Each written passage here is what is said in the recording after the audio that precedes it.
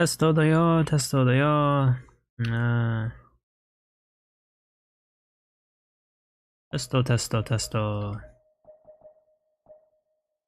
Like the game control. Powder. We will set it to something like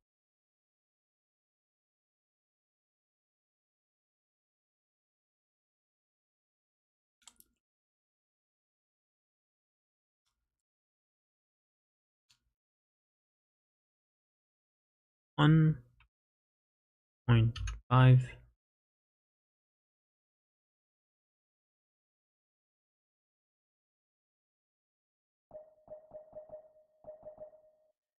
Maybe that'll be a little. Everybody keeps telling me the audio is fine, but it's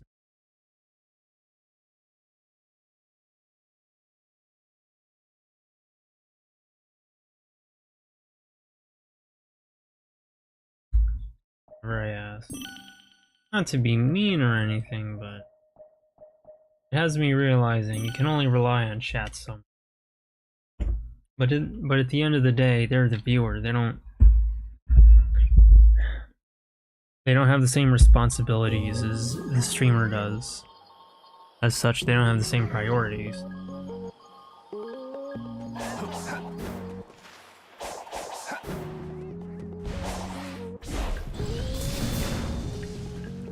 I really don't like that stomp. I really don't like that stomp. Sonic Frontiers again, eh? Well, kinda, yeah. Yeah, when I start a game, I start to finish, with very few exceptions. Also, I changed the audio, so if it's too loud or too quiet, please let me know. But, yeah. Like I said, when I start a game, I started to finish.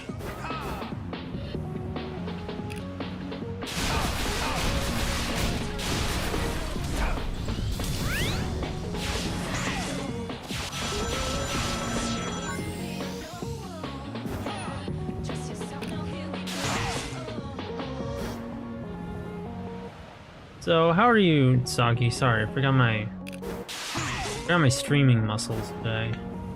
Because I haven't streamed last weekend.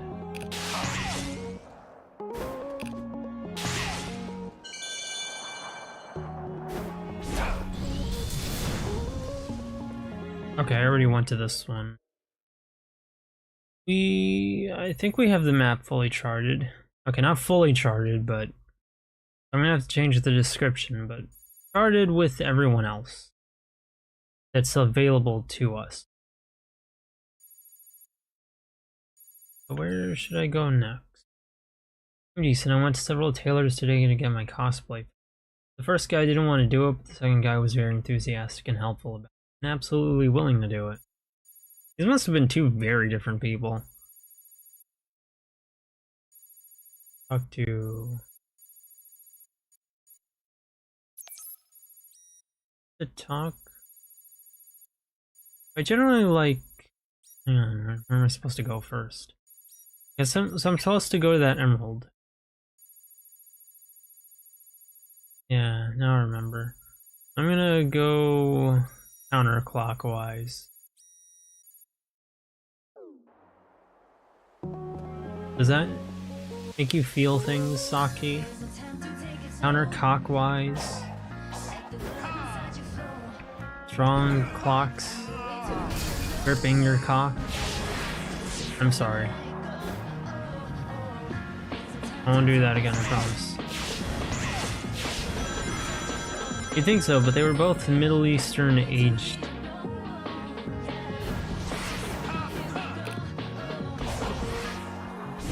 Middle Eastern middle-aged guys. Funny. Huh.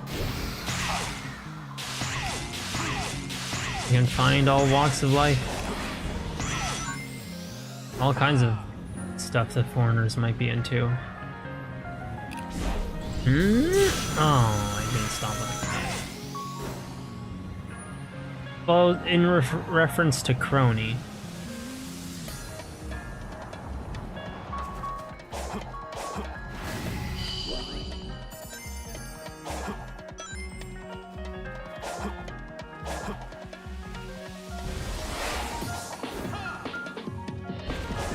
Oh, Hairvent-chan. Yes.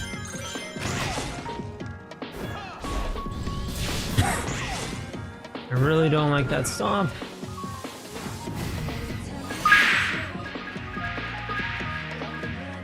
I gotta redeem these at some point. In fact, yeah, there's an Elder Coco very close by, so I'm gonna be able to do that. I would like that. Let's see some clips of her first. Oh, I didn't think you added. Well, yeah. I guess I forget that you took a little more into account with your liking for Marine than just, you know, the femdom VTuber. I know enough about Miss Grim Reaper and Pirate Larper for my brain to go off of them. Oh, I see. So you need that personality.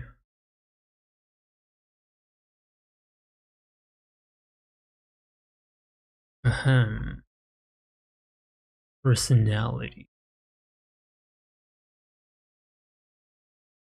Are you applying to be VTuber, sir?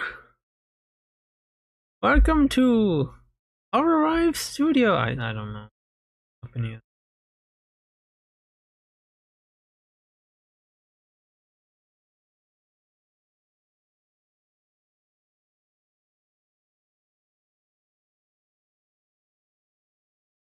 I think it's cover. That's what it's. What the fuck are you doing? You. What, me joking or me like sending invites to the other people in the stream? Man, the way you typed that reminds me of Bill Modeler. Kinda miss him sometimes. But it was his choice. That Asian voice. Oh. Yeah, I'm pretending to be oh, gosh. The guy who runs Hololive. Everyone calls him Yagu.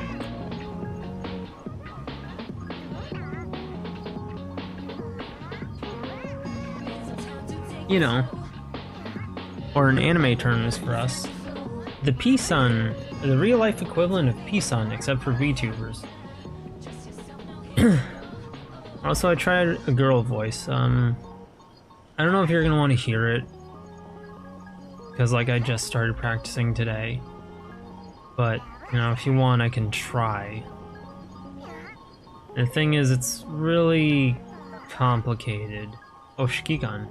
Sensei, Doctor, Captain, other Shikigan, Producer. There needs to be a gacha game where the player character is a Shota. Like, get on it already. Keikoku, Reina-san. How's it going, treasure hunter? What kind of snark can I expect from you, Didn't bestie? expect to find you standing around wasting time. I was starting to get worried you wouldn't be able to find the emeralds. And you are wasting time if you're worrying about me. I love watching you interact.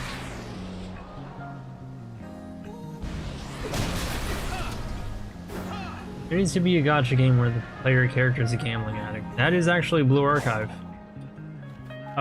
In the first character lobby CG, a character called the Yuka, it gets on you for spending like what? I think it's 30,000 yen in one night.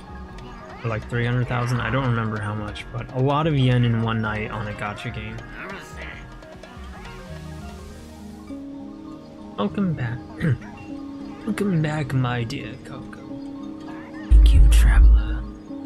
I grant you power. So, shall we start with? Oh well, I gotta think about this because, like, I don't think I need it, but.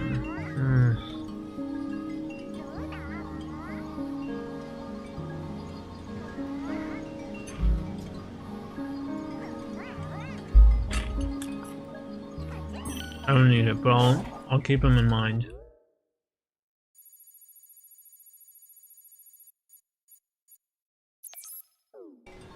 Because I don't need the speed. I can already move plenty fast with gliding. If anything, I think I'd be making things worse on myself. Oh yeah, I only have 5 skill points.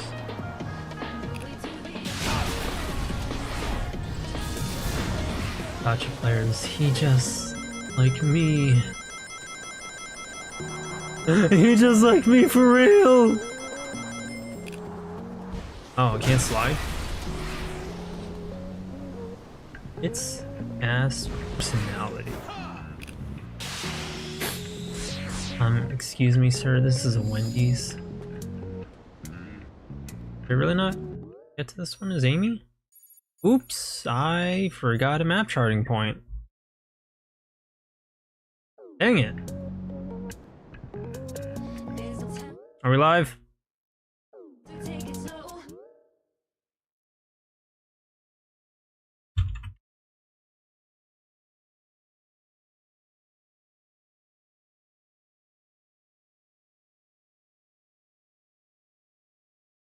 Okay. Okay, that's good. Add me... The heck? Are we live again?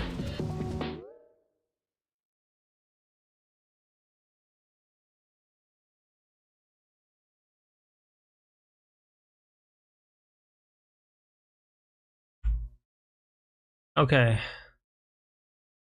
If this keeps up, I may have to consider stopping the stream today. Really don't want to do that, but it might have to happen. Also, apparently this summoned fish. Can I just throw these fish into the water? I feel kind of bad now. Like, can I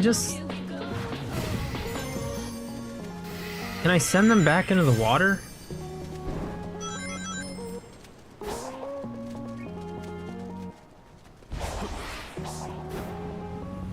Those poor fish. But anyway, the second tailor was a nice man. I like when people are enthusiastic about jobs. Yeah, me too. It's... I don't know. People like that are easygoing, but it's also kind of a white pill type of thing. Where you get to see that people have like real passion for things. I'm a little jealous. Like, I can't really imagine being that passionate about anything other than just browsing the internet. That was a good sleep. And the things I am passionate about, I probably couldn't have. Well met, traveler. You need my insight once more. Allow me to unlock the power of the seeds you've gathered. I mean, it does suck, but, you know, at least I'm not thinking about killing myself constantly. Tired and return to the dream. Let me rest ya. Oops. Like, at least I'm not thinking of doomer shit all the time. Not ideal, but it's the best I've got. Can't wait to see how much damage I can do as Knuckles now.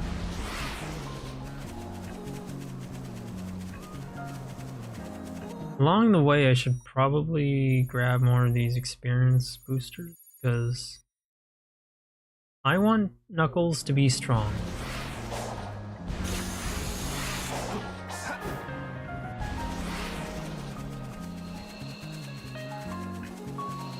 What was that? A platform. Hi, Amy. What do you have to say? Amy, something's off about you and the Coco. What are you doing here? Nothing. I wanted to do this, so I'll take the responsibility and watch over the Coco. You just focus on finding the emeralds with tails. Yeah, okay, sure, what the heck is going on? He's talking about the cyber corruption?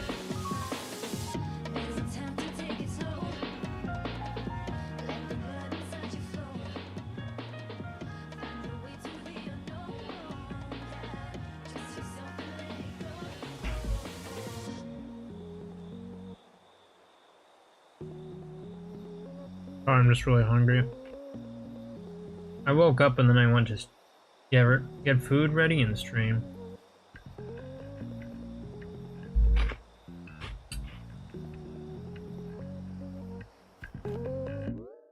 If it's just the IRS and no employed forces, probably Knuckles.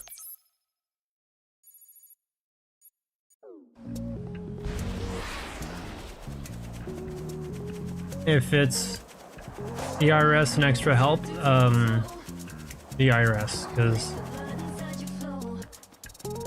I don't know, like, I like Knuckles, don't get me wrong, but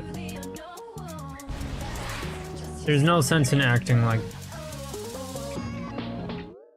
they make the man a wimp. I'm sorry, but Sega does not do him justice. He's supposed to be Sonic's equal and rival.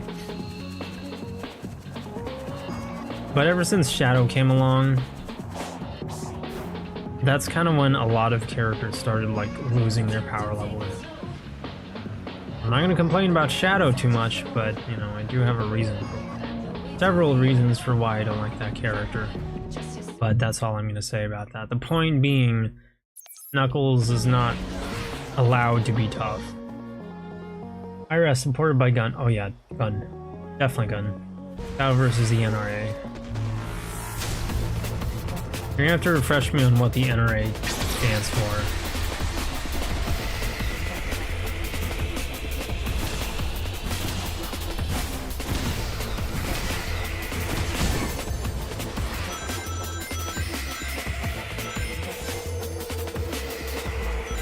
I don't think I'm fast enough for this, but I'm gonna do my best.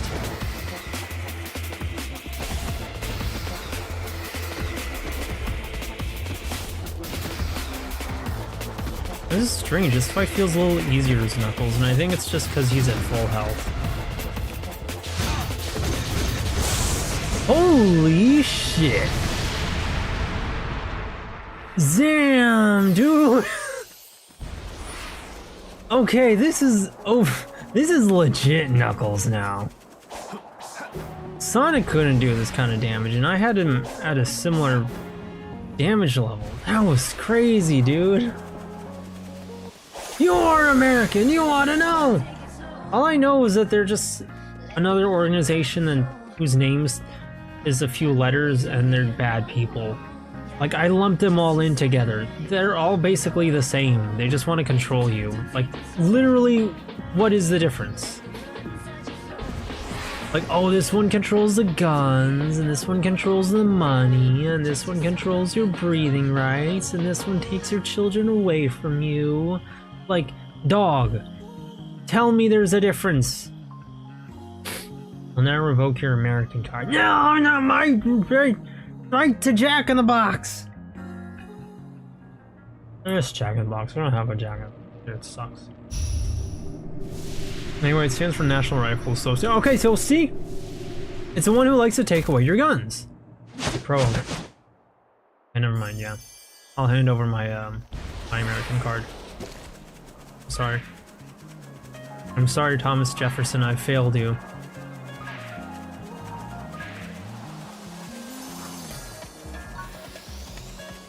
Dude, Knuckles was strong. Holy shit. I have 138 subs. Hi, Anime Hadley #1. It's nice to see you. It's very impressive that having that many subs. This one's not plus? Ooh. Might not be, but sure is acting like it.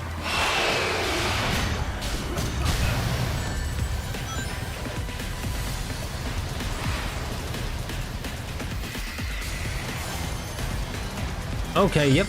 He doesn't need the plus.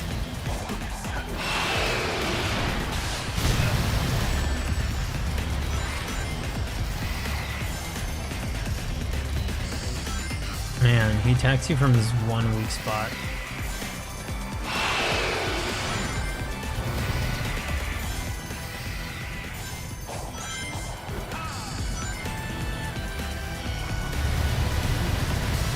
Oh dear.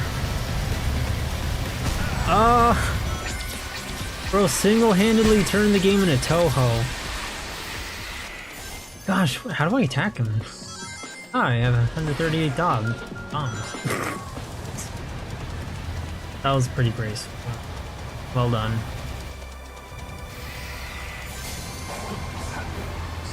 Maybe if I come in from the top.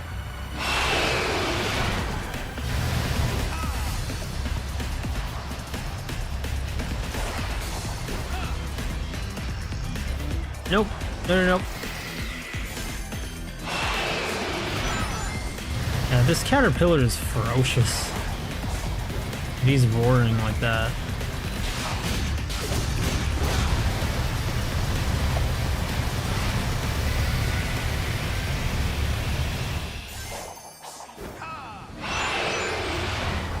Dude, I'm still so shocked by that. Like, look at the damage this man is doing.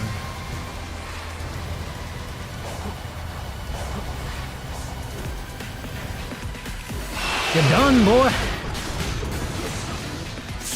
I adore Knuckles.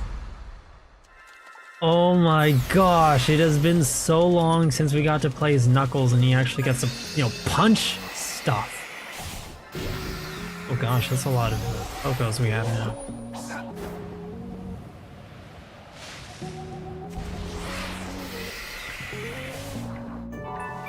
One lookout, Coco.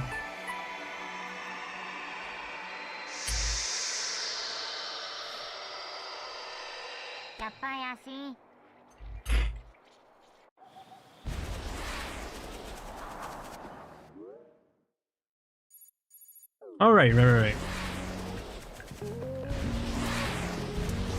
I was supposed to go talk to Tails. Let me do that now.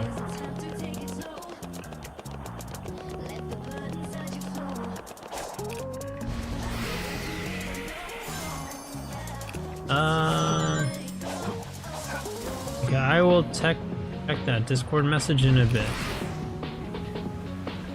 Let me just glide over.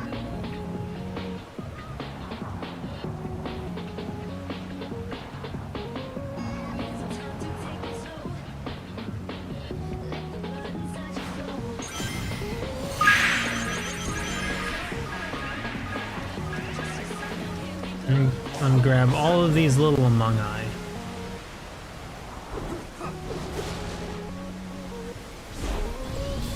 I forgot the stomp button.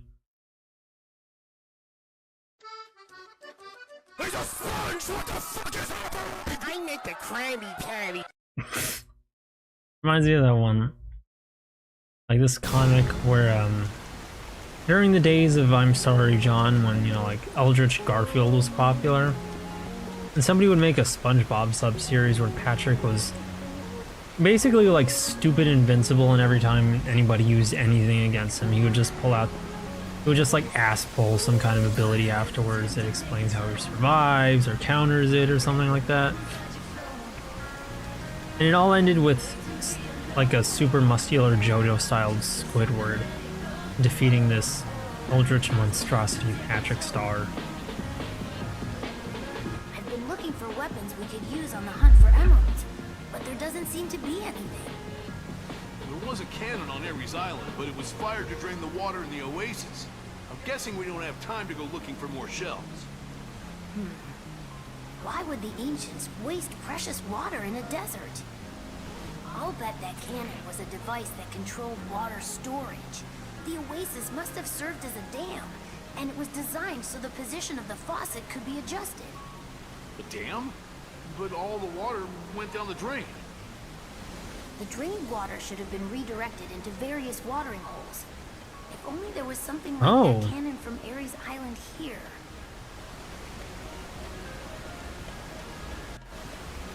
Oh, whoa. So, they would use that to aim. In the case of the cannon, they're probably adjusting elevation, I'm assuming. I didn't fully pay attention, but that's interesting. I love it when they explain the lore like that. Just a simpler level. It was kind of goofy, but the art on that, you can tell they were really trying to make it scary.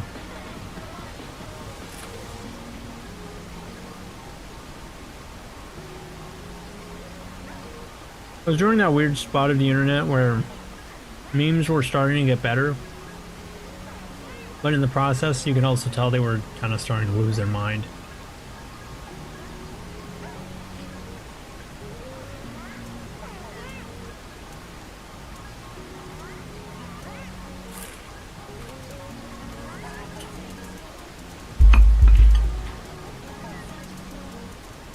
I like how Knuckles has like the Slav squat. Alrighty.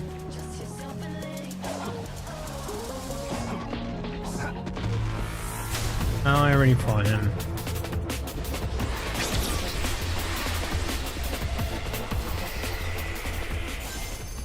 That way I can get a little more boost.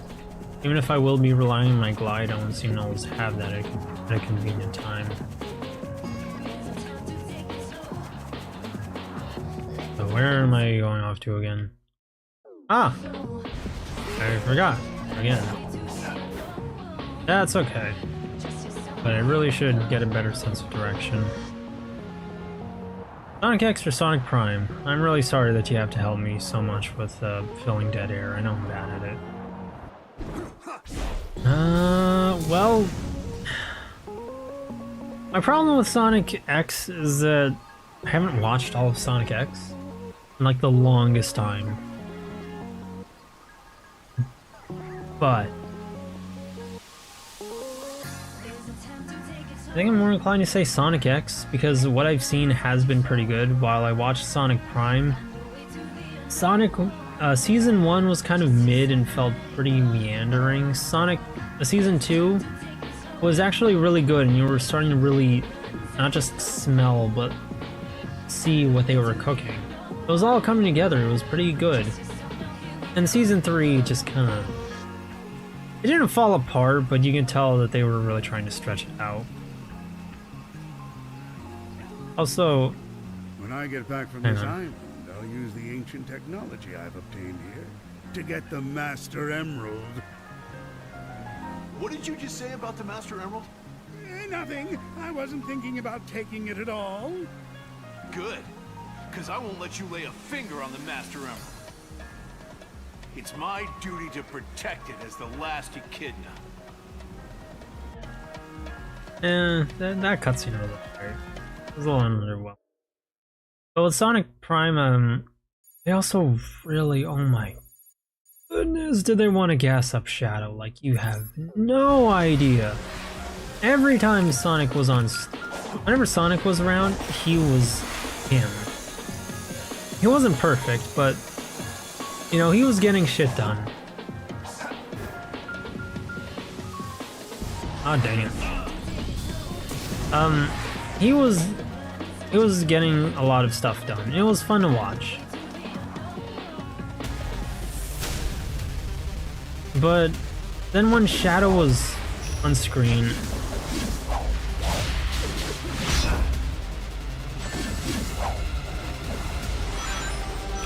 why did I flicker like that?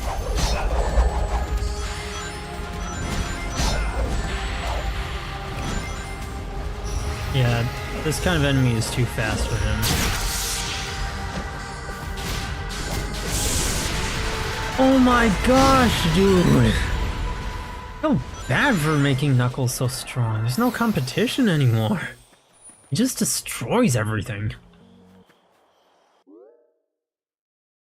I'm not gonna level him up anymore after that. But anyway, but then when Shadow was on screen, well, they turned Sonic into a clown, man. Like, the man was not allowed to get anything done. And you could honestly see some very clear bias. And it was really, really annoying to watch. Like, I'm just sitting here like, please. Let my goat do something. He's not supposed to be an idiot, you know? But here they were making him just that. There's also some kind of like war arc-ish, but they really stretched it out, dude. Like, it's not a friggin' One Piece type of war. It's a group of characters in like the double digits, under 50 for sure, endlessly fighting metal variants of the characters, but they stretched it out on and on and on with disagreements and realizations and flashbacks, and I'm like, just get to the villain already, just get to the point.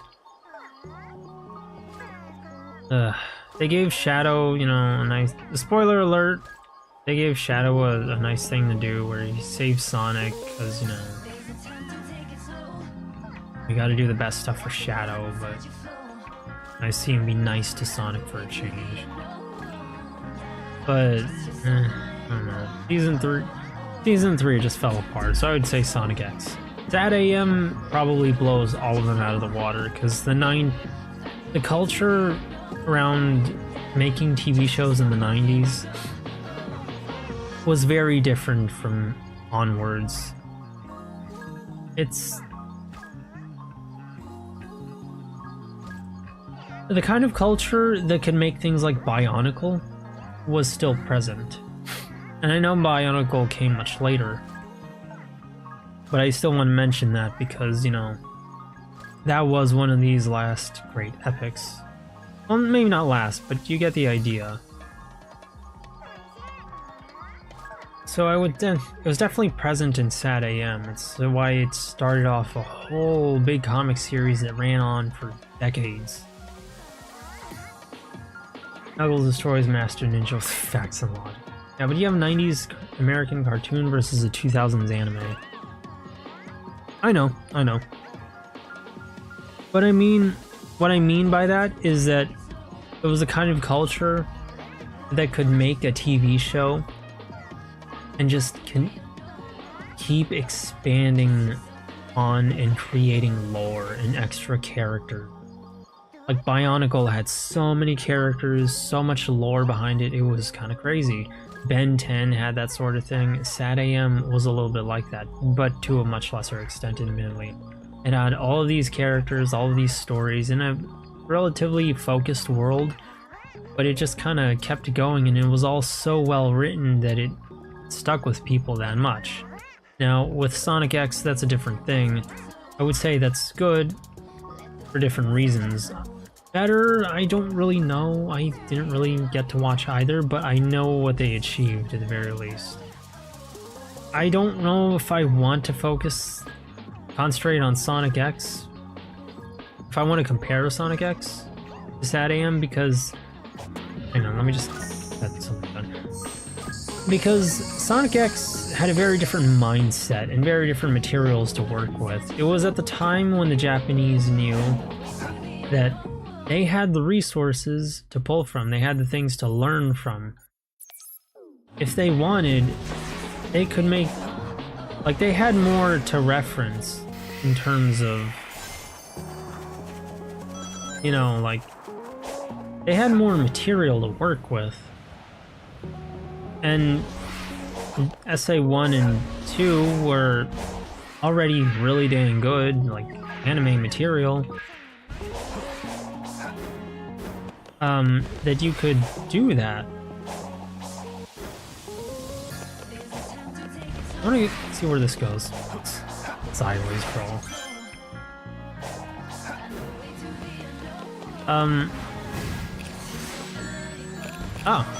Oh.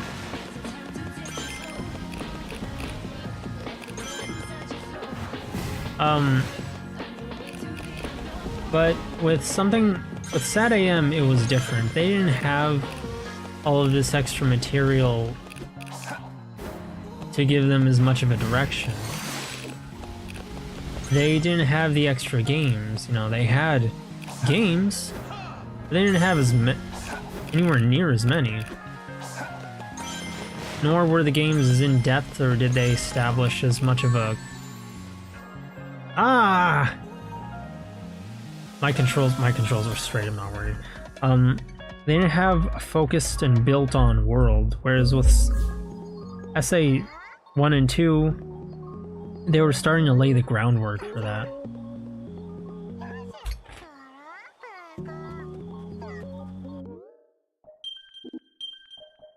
And it's why I compare something like Sad AM. That's why I say that Sad AM and Bionicle had something of a similar creative direction and culture.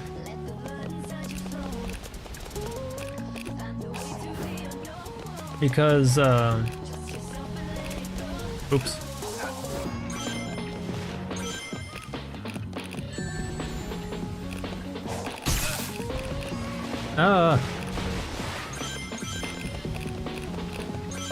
Maybe I'm just rushing, but like, it feels like the game doesn't want to cooperate with you sometimes.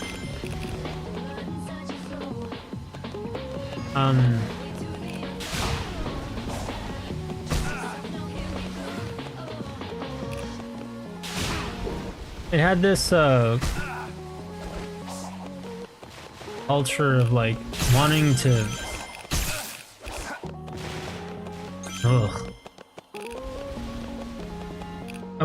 to like build upon things. Just really get creative.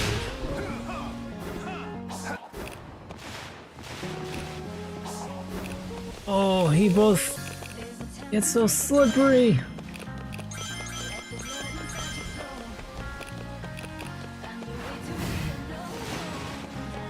Also, okay.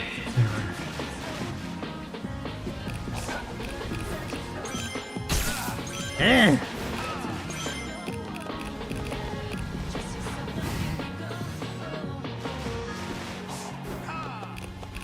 Just let's just.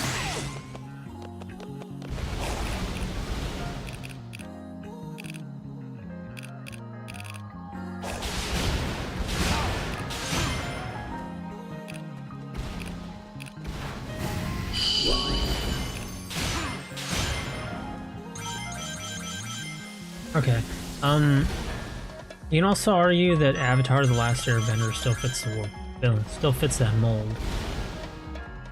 I agree that by the 2010s this was dead in the water though. Yeah, like, I'm no expert, but I know there wasn't as many shows out there that were like really just expanding on things and fishies. Why can't I feel bad that I can't put them in the water. These poor fish.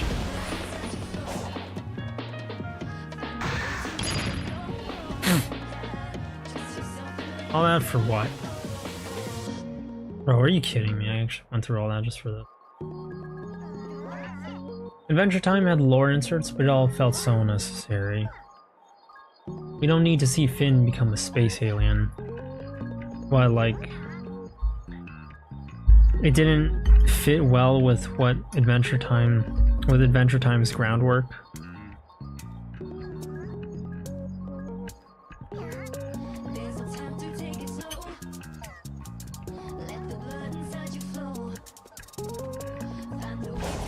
If I had to guess about Adventure Time, brisket. Ooh, that was clean. Going off of what it started off as, was in the middle, and became at the end, I'd say the writers kind of looked over, like really did their homework, looked over everything, saw the middle arc and they were like, okay, well, this is a giant pod of garbage. Let's make this actually interesting, and they just did their utmost to steer it away from the direction of like being a teenage drama.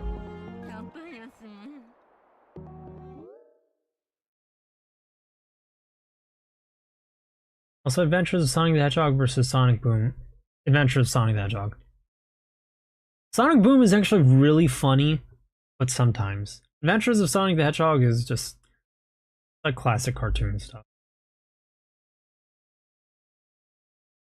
Like, there's a reason that stuff was, well, then again, they use Sonic Boom for YouTube poops, but I don't know. I have some respect for Adventures of Sonic the Hedgehog for having laid the foundation for so many YouTube poops.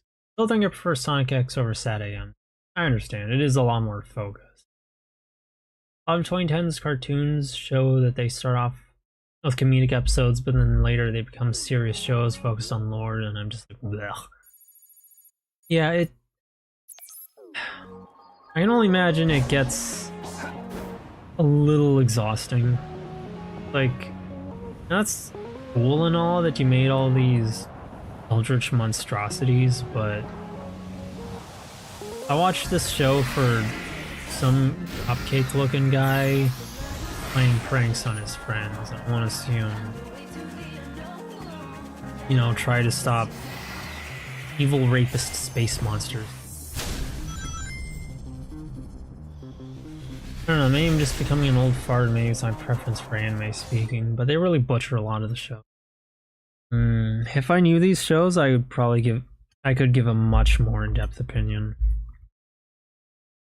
But I sadly cannot. I'll eat some chips.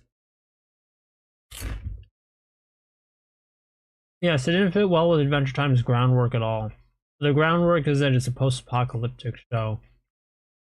But then they forget about that premise in season 5. A lot of these shows also midway through just become romance shitbait, and I think they just do that to farm internet engagement. Haters! I hope they don't. I think it's just that they hire like Tumblr women writers. And men are like, okay, so we're gonna make all this lore, and women are, you know, they focus on romance and shit. Women can write some great stories, but you gotta make sure they're not danger hair women, you know? Otherwise, they're just gonna try and make it Steven Universe. But, what was the groundwork for... I know you just said the groundwork for Adventure Time was it's a post-apocalyptic show, but from what I remember...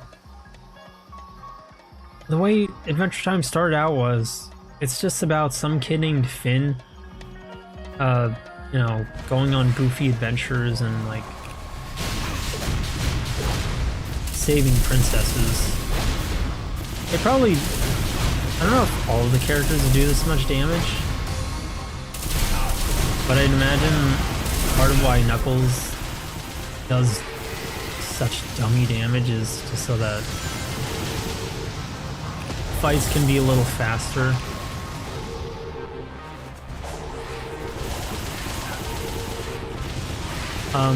You don't have to worry about like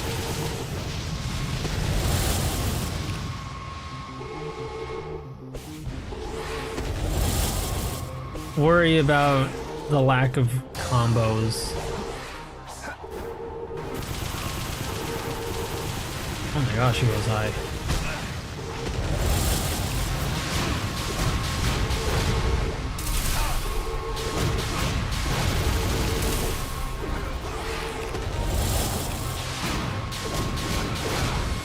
Gosh, man, he does so much damage.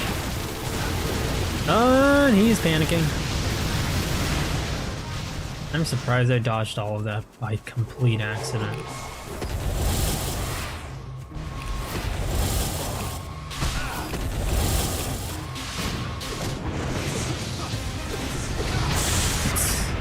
Gosh, he's so strong, dude. I love it. What was I talking about again?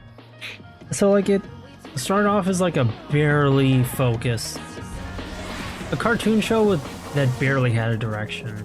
It was like a stone's throw away from being Uncle Grandpa or Looney Tunes or something.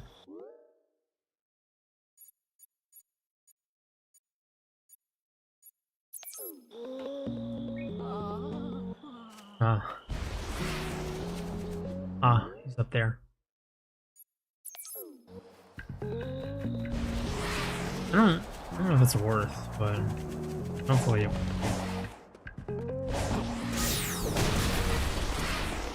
And it shouldn't be too hard, right?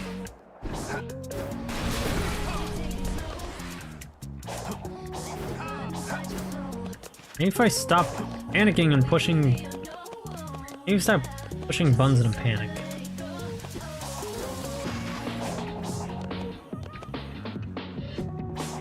It'd be nice if you would stop falling off. It's because I walked into something.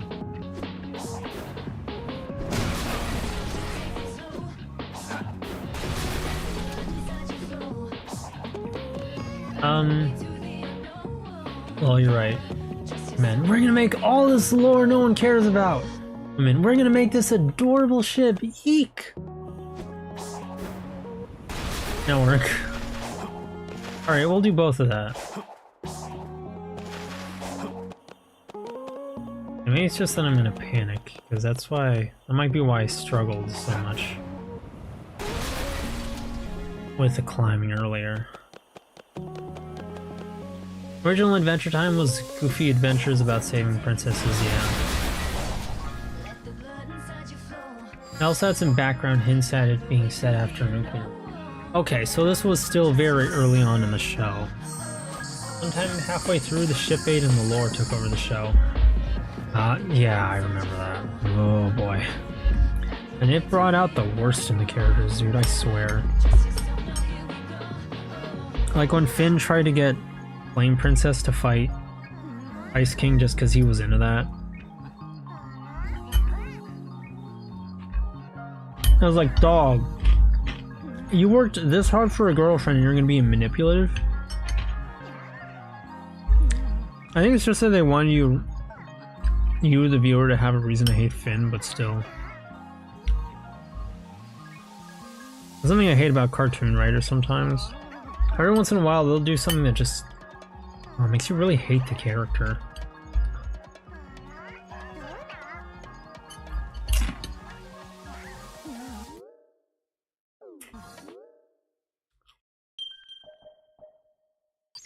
Let me just save. It did, they turned Finn into a fucking asshole. And Jake too, maybe Jake's slightly less. Oh my gosh. It's hard to really think about who had it worse, I swear. About who was turned into more of a jerk. Infinite Glide, Control Spin Boost. That sounds kind of cool. Glide speed increases and there's no loss of altitude. Sounds really useful.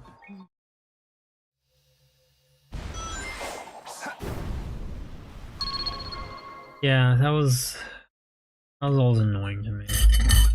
Like, fun show, but I swear, dude, sometimes these characters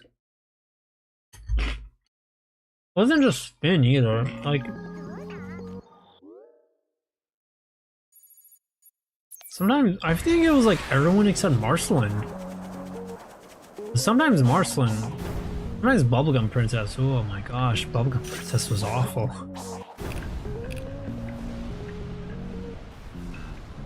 Oh, yep. Oops.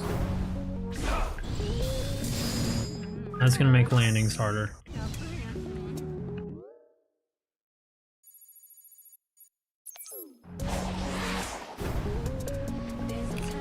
Travel a lot easier, but landing's harder.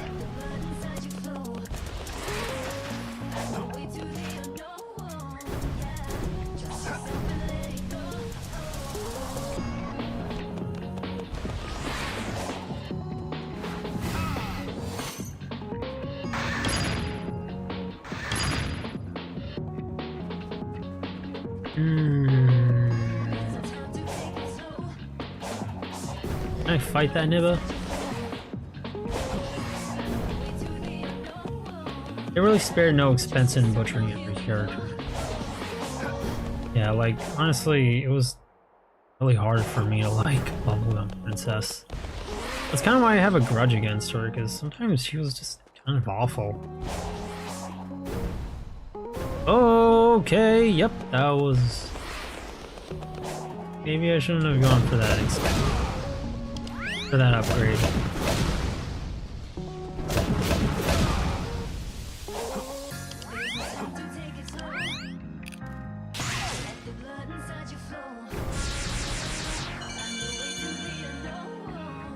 Oh dear, okay, so that's where...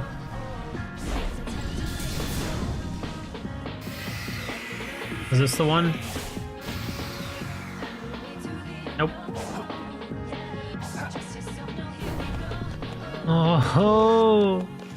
Oh, I regret this.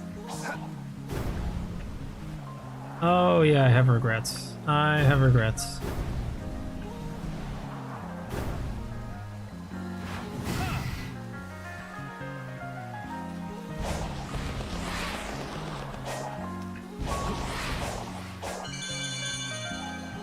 Yep, I have pretty sturdy regrets. Regular show had it slightly better, but the ship bait was still too prevalent. By season 7 really starts to drag on. Plus them killing Pops just makes rewatching older episodes feel sad. They actually killed Pops? Why? I'm surprised the regular show would ever kill off a character.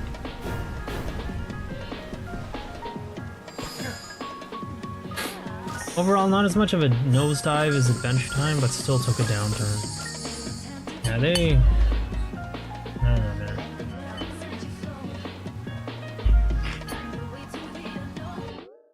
Judging by the fact that I've never heard any complaints about Gumball, I just say they kind of looked at that. Just by, you know, knowing what the hell they're doing and staying focused on it.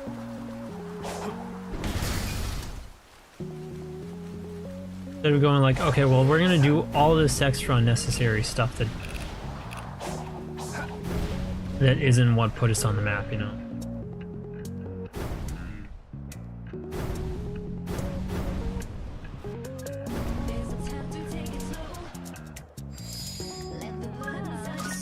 Yeah, I really regret getting that super glide. I don't know what I was thinking.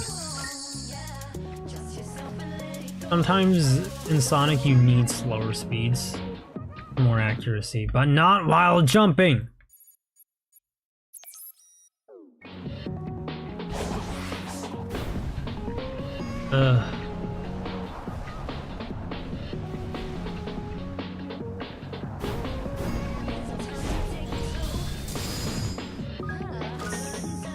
I think Gumball is just a flavor of the week show, and I did hear complaints of it ending on a cliff.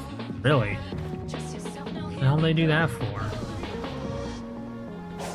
Ooh, that looks like a challenge. Ooh, I don't think I can do that.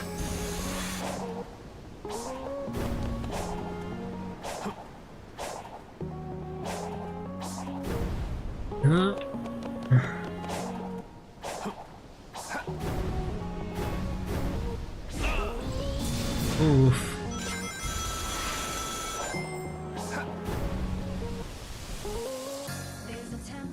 Okay, I already went here.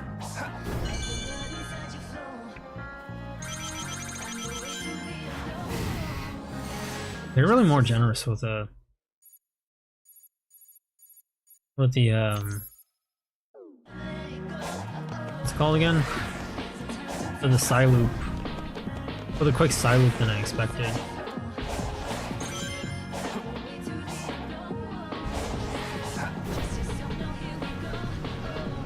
They were getting cancelled and they made a whole meta episode about getting cancelled as the last episode.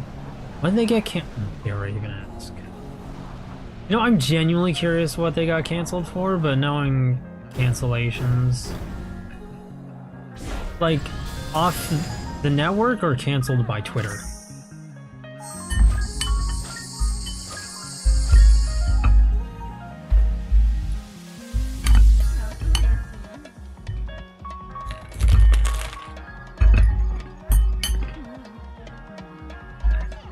Other than okay.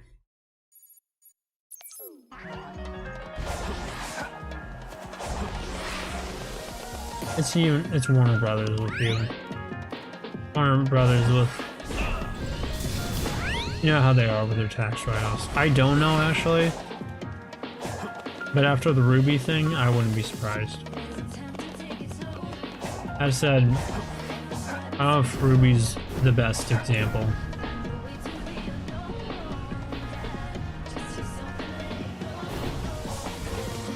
For me to bring up, considering that Ruby died a very slow death, but very slow, painful death.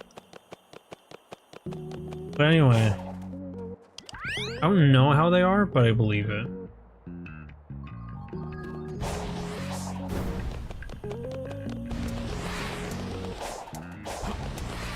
Because, I don't know, companies, they be stingy.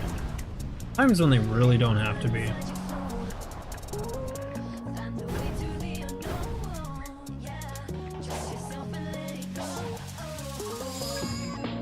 They recently canceled a lot of existing projects like Coyote vs. Acme, Looney Tunes' illegal movie.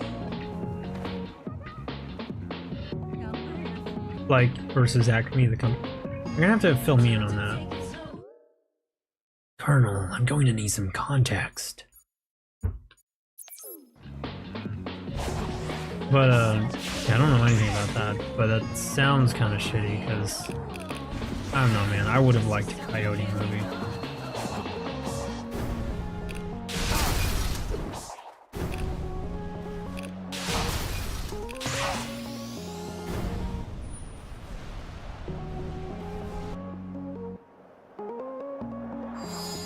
You know, for how much this glide makes me nervous, I'm surprised I'm able to pull off these landings.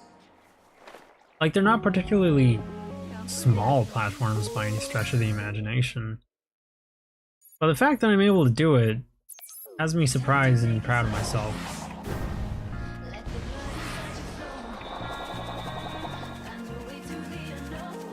What is that?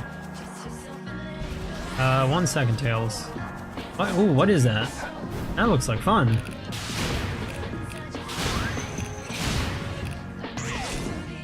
Why does my chain homing attack not work? Yeah, no, this is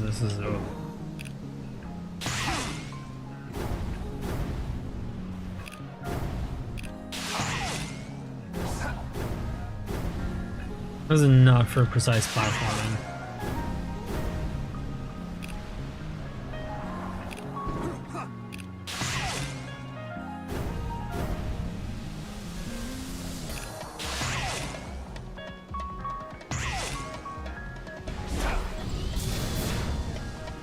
Ugh.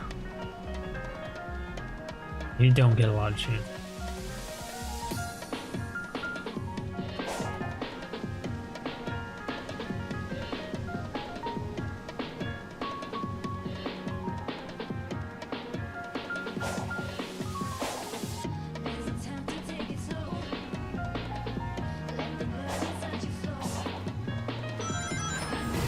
Oops.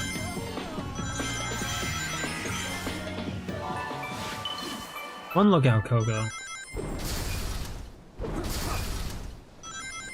Well, if I'm... Saki seems to be out of the conversation at the moment.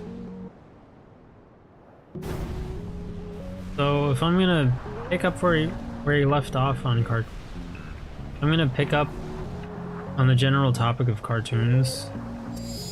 Don't really have much of an opinion on that. Mainly because I never keep up with them.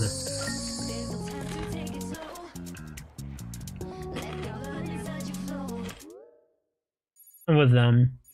But I've noticed they definitely don't seem to have the same, like, just general direction and culture. Ethic, all that stuff. I'm just looking up stuff that's canceled, so no, it's okay. I thought you were gone for the beat. I thought you left the stream.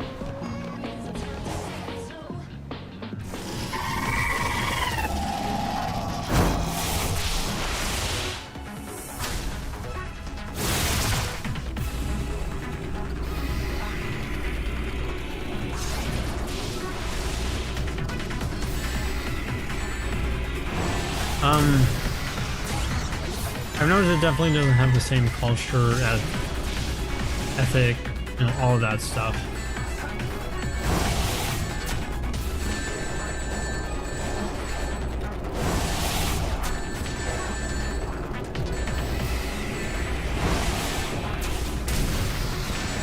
They seem more focused on just making... They definitely have more of a short-term focus. Oh, and max rings, okay. Yeah, I forgot about that. I'm not stuck like that. Oh, this remix is such a banger.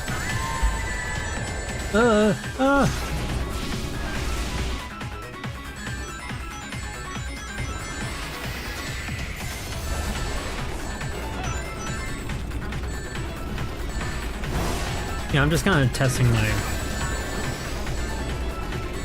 my skills here.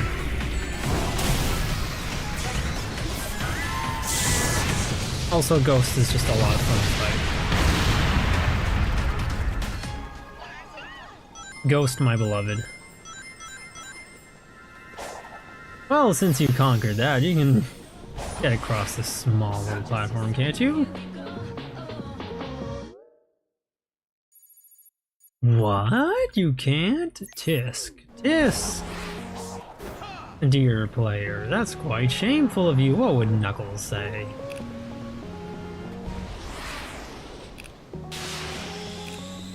You want to go through this as Knuckles? Oh. I mean, I could try, but I really just want some extra altitude. See.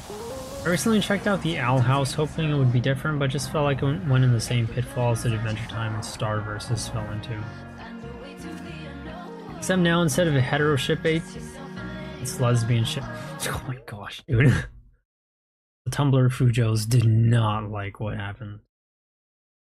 Did not like Owl House, I'm sure.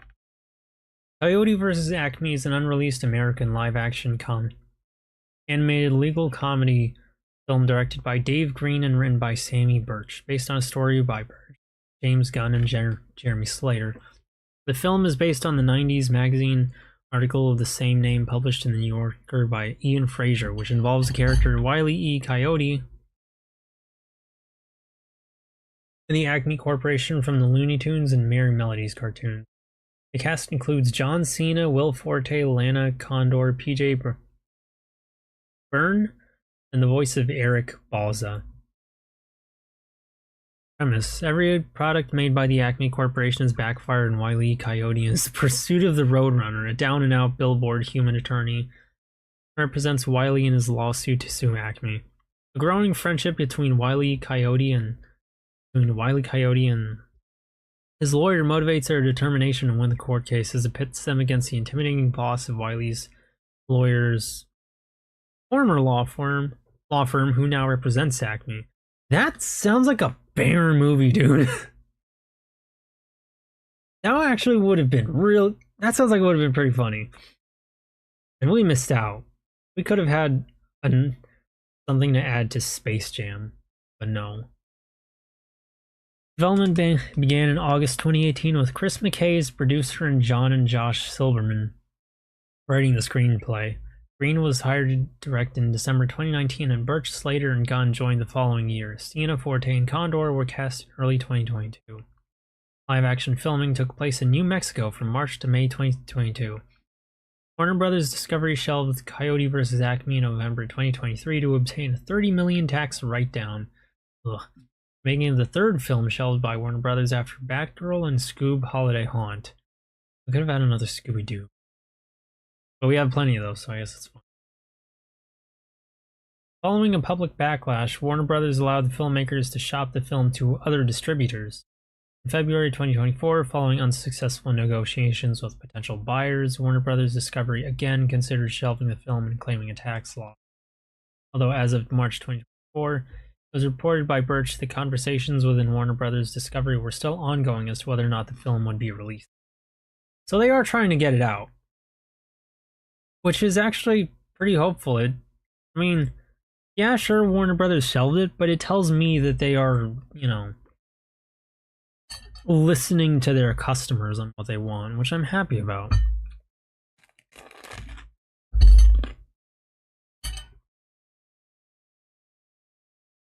I love Yuri McCon. Yeah, it's like, I get liking Yuri, but make your own shit, you know?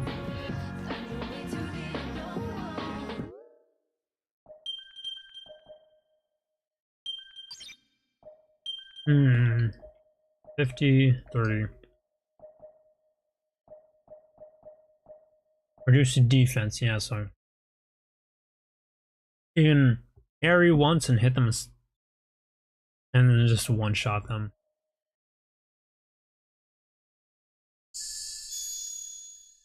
Might as well. We all have full strength Knuckles.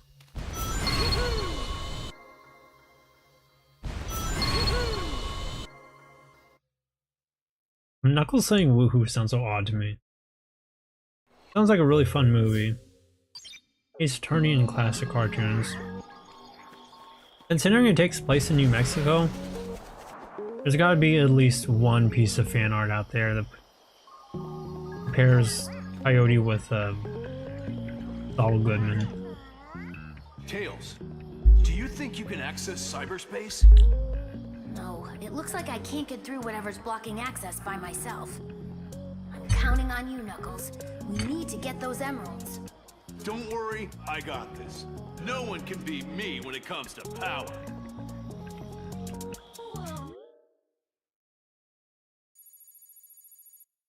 I can think of one, but I'm gonna start complaining again. Yeah, I gotta stop letting this character live rent-free in my head. Oh!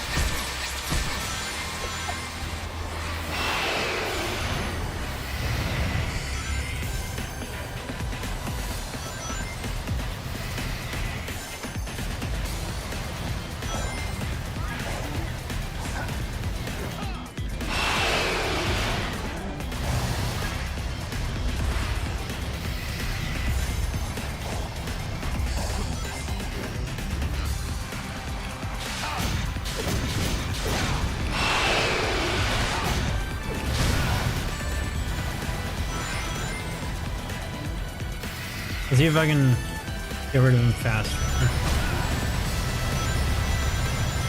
Though I might struggle.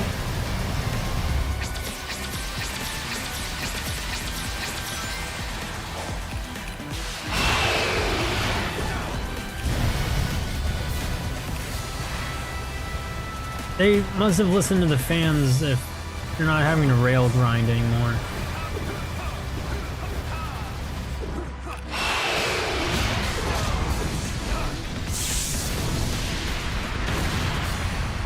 I'm glad we're not having to rail grind anymore. Like, rail grinding is fun normally, but that guy's a little annoying.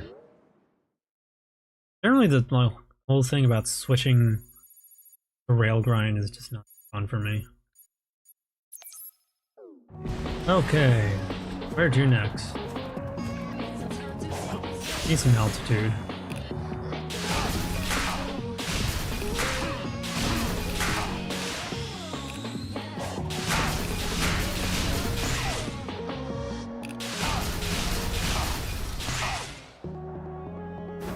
That's good. Oh wait, I don't have full rings, right. I think I can make it. Knuckles saying, woohoo, he's turned into Mario. Yeah, I gotta get some more max rings so I can do that again. That was a lot of fun.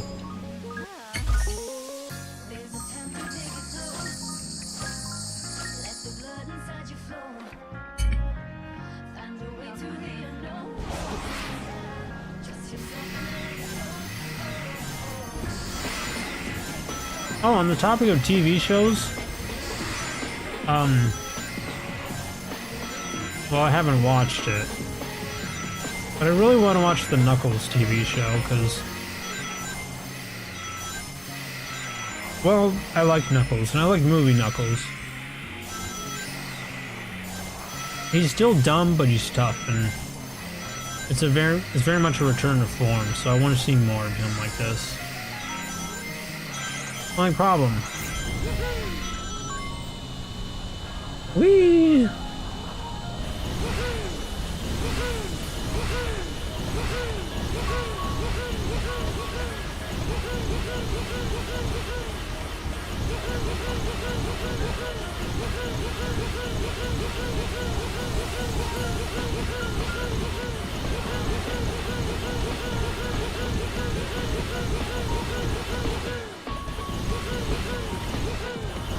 Okay, I'm done. I heard that Knuckles isn't often in it. I heard that too. Which is odd, and that'd be pretty annoying.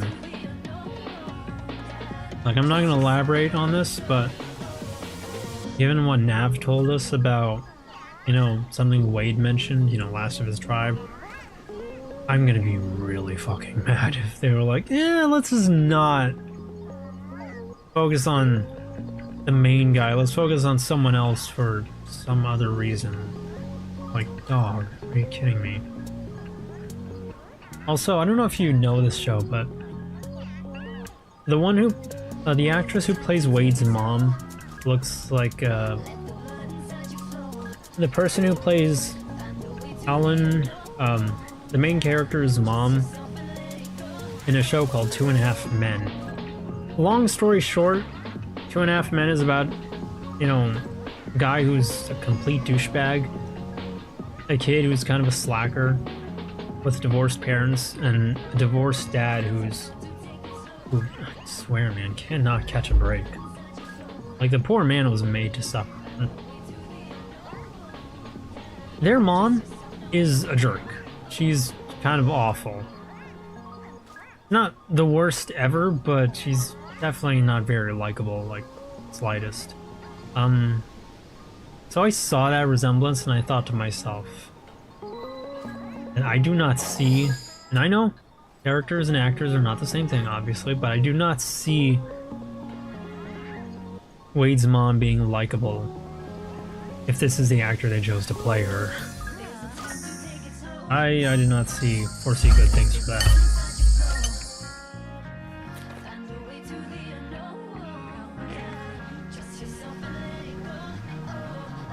Oh, not quite.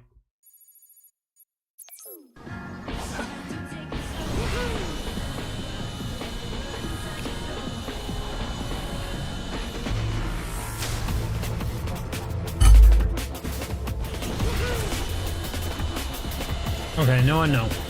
I need to resist temptation.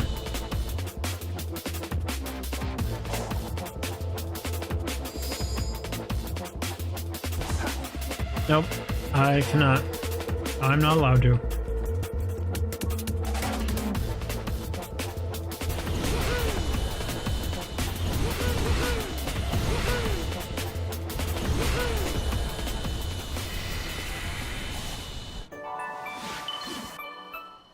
Two and a Half Men is a body horror about two men and a dismembered half-corpse being sewn together. Sure, that's some family. That is actually. Family Guy, Peter Griffin versus Ronald McDonald. Who would win? Mugen. It'd probably be one of those like quick jokes where Ronald just shoots Peter or something.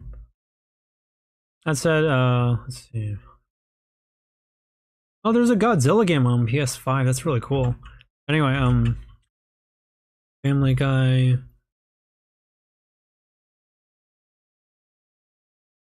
Two and a Half Men. Also Ostrich for put in my search recommended search for some.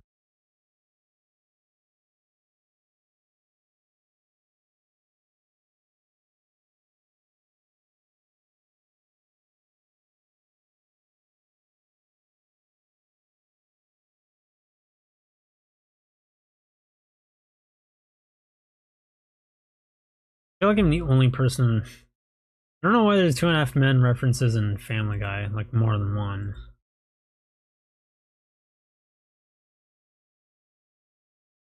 But let me show you what I found. And now back to Two and a Half Men. Now back to Two and a Half Men. Now back to Two and a Half Men. Help me!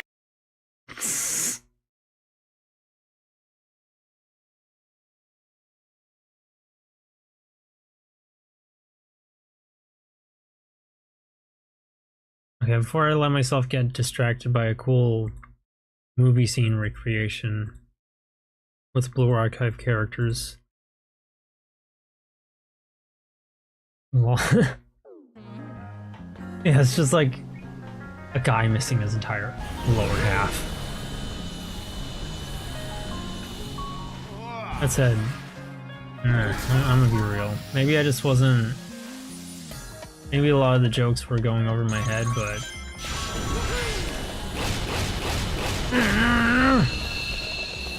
I really did not like Two and a Half Men.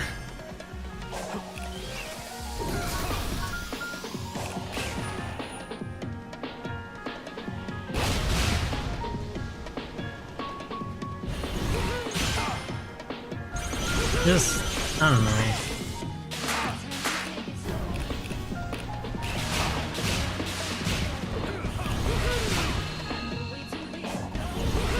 It's just one of those shows where, like, the only characters who have anything good happen to them are really unlikable.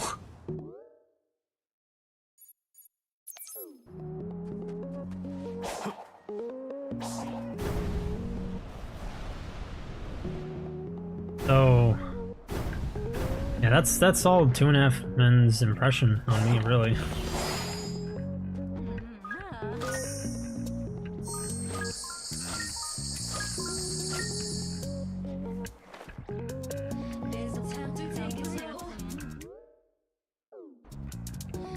But that's what I associate that actor with, who's gonna play Wade's mom. Like, oh, okay, so this character is just horribly unlikable.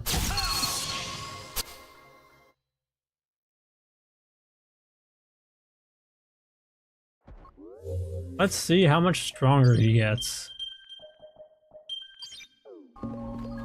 Now, one may wonder why I'm focusing on Knuckles so much over Amy. That is a fair question. The reason for that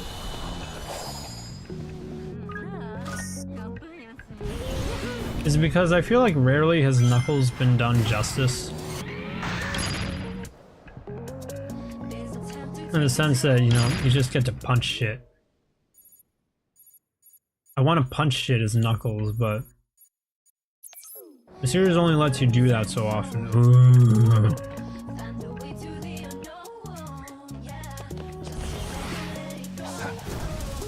Yeah, I don't want to do that challenge again. That was really hard. Because Knuckles is cool and Amy's a stinky girl with cooties. That too. Grr.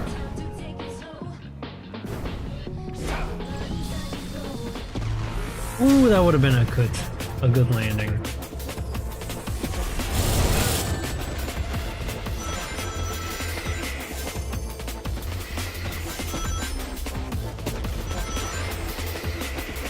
I gotta stay away from his feet.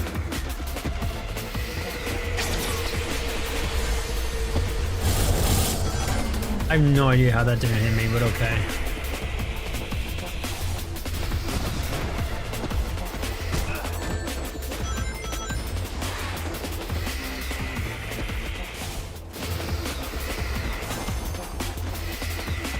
Or why those rockets didn't hit him, but okay. But okay, Boomer.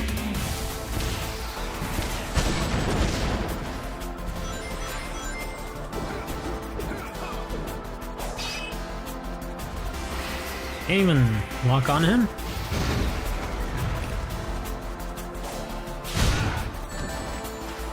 That's dirty.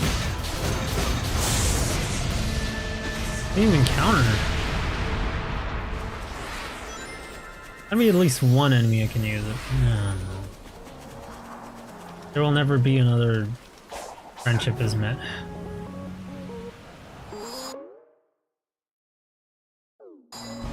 Yep. And it's sad. You say, okay, Boomer, and then left it. Oh yeah. Never did say that, did I?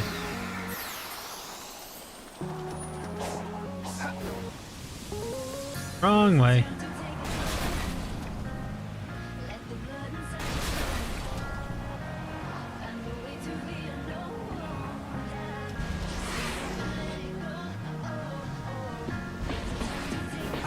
Why did it not let me? Okay, hang on, let me just check Discord.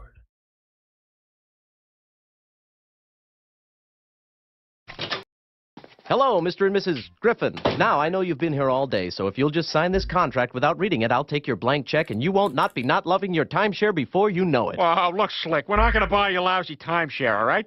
Now, where's my boat? Oh, hold on. You have a choice. You can have the boat or the mystery box. What, are you crazy? We'll take the boat. No, not so fast, Lois. A boat's a boat, but the mystery box could be anything. It could even be a boat. You know how much we've wanted one of those. Then let's just... We'll take the box. We'll take the box. You gave up a boat for free tickets to a crappy comedy club. Come on, Lois. You're acting like this is the first time I've ever done something stupid. You remember the time I was supposed to get that boat? A boat's a boat. A mystery box could be anything. It could even be a boat. You know how much we've wanted one of those. Then let's just... We'll take the box. Peter, that just happened 10 minutes ago. Who cares? I'll bet nobody took the boat. Who could resist the call of the mystery box? Yahoo! Hey, look at me. I'm the man in the boat. Oh, yeah. Joe, look to the right. It's the Griffins. We're nautical now, baby. That's called starboard, but I'll forgive you because you sexed me up. Now give me some sugar. Hey, neighbors! Where's your boat? We didn't take the boat. We took the mystery box. Hop in. I should watch old Family Guy.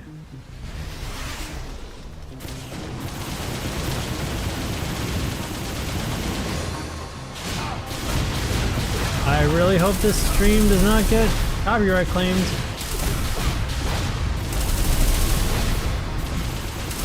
Dude, Knuckles clears things.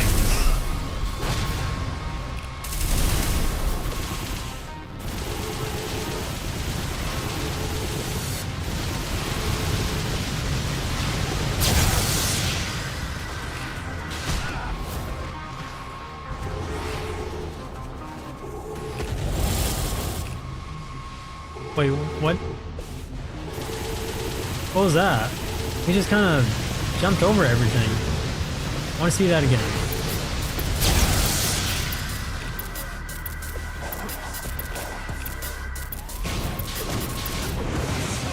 Bro, he got that done in like 3 hits. That's crazy. I love Knuckles in this game. I miss when he could...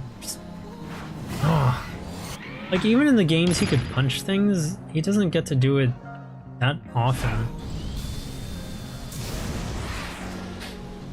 Or, like, he does get to do it, but it doesn't feel great, you know? Just doesn't have that same kick because all of these enemies would be taken out in one hit, but now it's different, you know? No, I'm not gonna waste too much more time. Everything to speed, everything.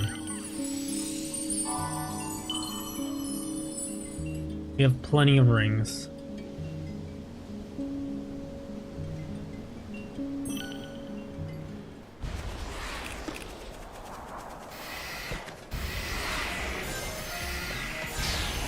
Oh yeah, I forgot we have the spin dash.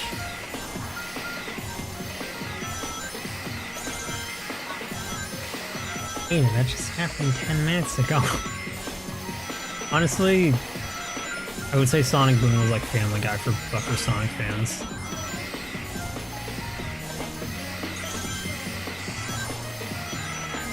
Can't wait till the stream gets taken down by Fox for Family Guy clips. I sure hope not.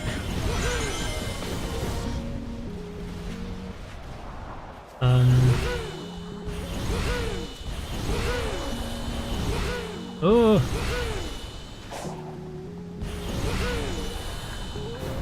Hey Lois, remember that time my Sonic Frontiers streams got taken down by the network?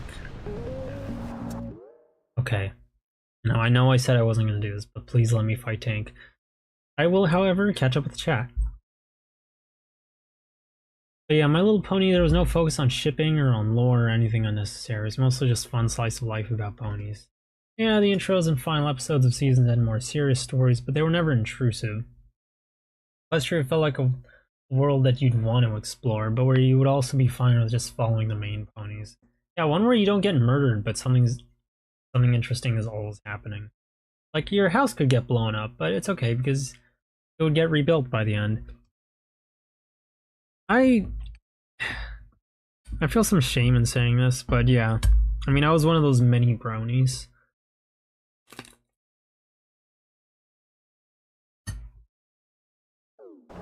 I remember saying something interesting on an image board once, that the popularity of it really showed off how there was always kind of a demand how Americans never really had much of a slice of life piece of media. But the explosion of popularity and Friendship is Magic showed that it's something that Americans could enjoy. If it was done well, at least. And I think they were right on that. I was a brony too. I was really ashamed back in the day about this, but you know what? Fuck it. I'm proud to be a brony now. Yeah, I mean, that stigma is still there, but I don't think it's much of a valid one at all. Especially since the hatred of bronies was like kind of stupid and bordering on the point of autism. But like now, if you hate bronies, you're just definitely fucking autistic. Because like, hating what? They're all gone, or keeping to themselves. But it was a good show. It was a lot of fun. Like I said, I enjoyed it a lot, and for so long, I looked for something that would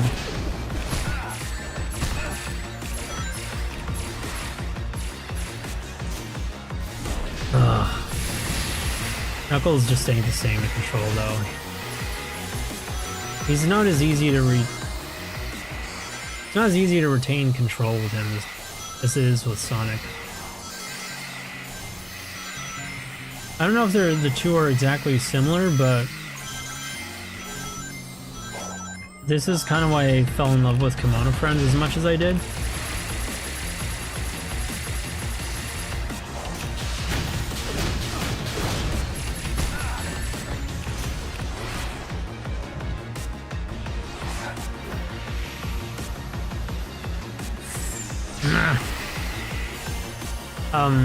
Because it had that same vibe. It had like all these funny animal characters, funny little gags going on. Every problem, no matter how major or minor, could be solved. With the exception of the finale, of course. It was a world where good things could happen.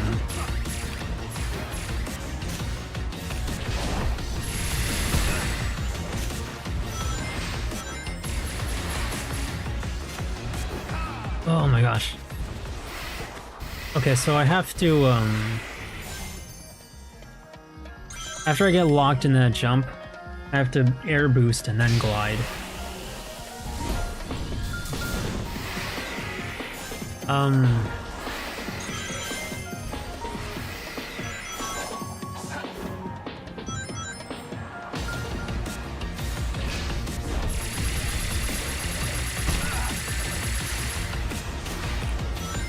But it was a world where good things could happen, and every problem would be solved. Sorry I'm struggling so much to get back up there.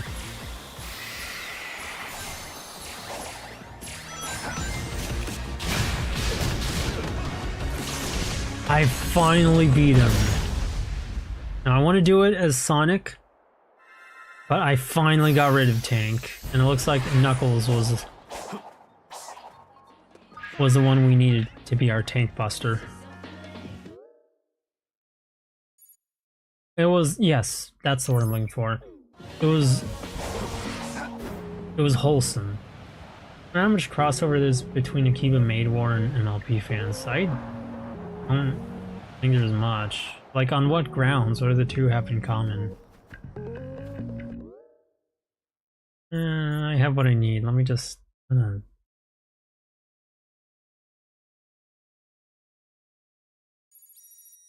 Any characters I'm missing? Hopefully not.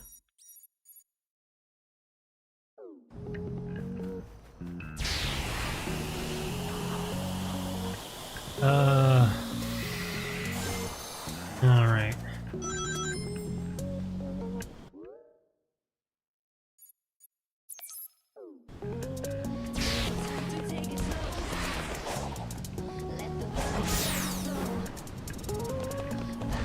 Hatred of bronies was absolutely undeserved. I kind of got where people were coming from, because bronies would go about spamming it everywhere, but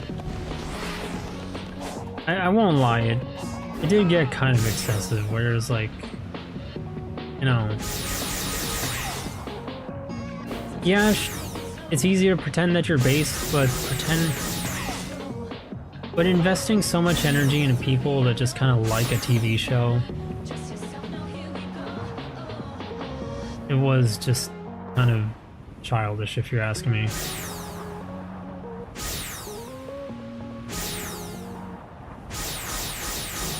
Ooh.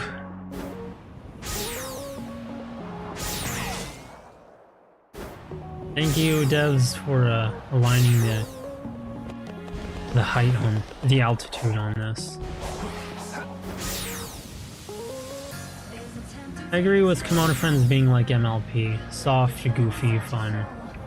Yeah, barring the serious nature of it, it was a lot of fun, but the soft, you know, wholesome parts were kind of contrasted by the serious story. So them being interwoven so well made you appreciate each aspect. Appreciate its contrasting aspects. Kind of wholesome. They're both extremely girly shows, but which are high quality. Exactly. I don't know if I'd call Kimono Friends girly, but yeah. Oh, is that why? the Maid War sprite.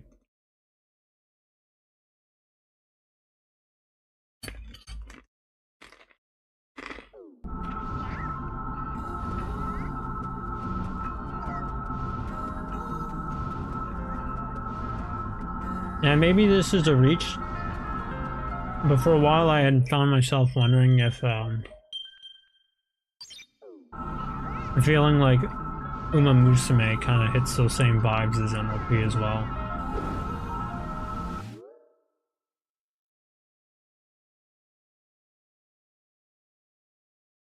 I'm sorry. I really don't like the Equestria Girls art style. But yeah, it's... Uma Musume was a lot of the same. Funny, silly, wholesome. Nothing too serious most of the time. But everything it did well, it locked you in, it was engaging. It's talking about Maid War being girl. Oh, okay. I didn't know Maid War was wholesome.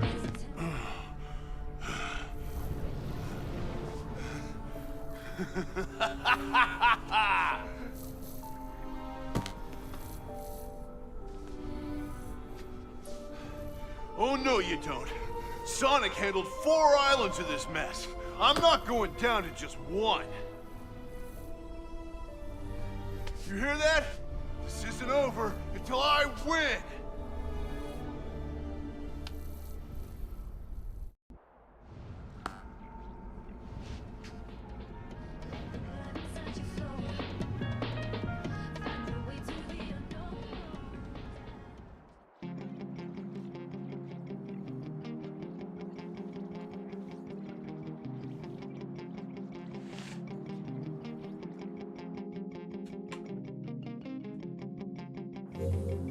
I don't care if he's serves the same narrative function as Vegeta, in the sense that he's a power benchmark. I love Knuckles in that cutscene.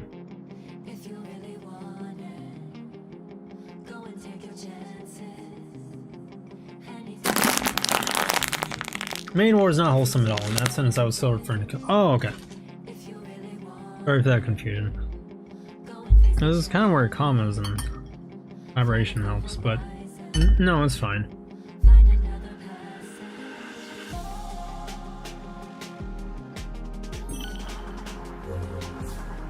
I think that thing is trying to create more defense thingies. I'll keep hunting them down. You get us those emeralds. Don't stop now, Tails. We're counting on you. We've cleared the way for you, kid. Finish it. Poor Amy, she sounds like she's really going through it. Oh. Oh, boy.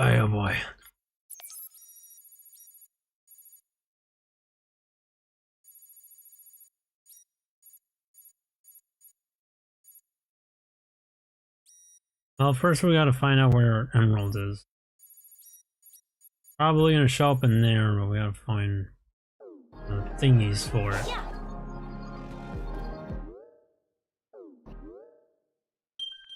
Oh, let's see what those I need. So I'm gonna be stopping by for a lot of these. For a lot of these, a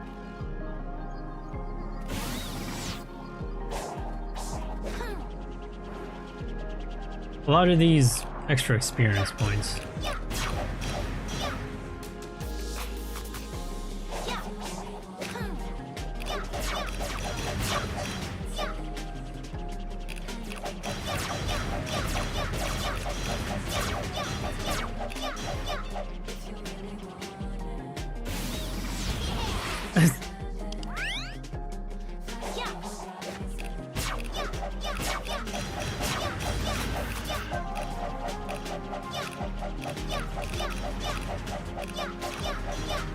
You wear my strongest power, the entire stock of a Home Depot.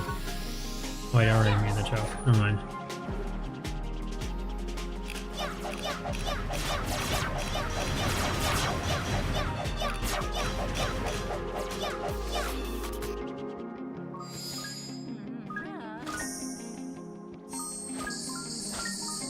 Me still sounds so like a middle-aged film. Yeah, I guess. Early Maid War just reminds me of those MG takes on MOV. Oh, okay. You know, like Pony MOV. Never a fan of Pony MOV, but yeah, I get what you mean. That Maid War is good. It's a stretch of a comparison. I feel like it's a little unfair. Like, just being... To me personally, like, one's a YouTube show, the other's a full-on anime.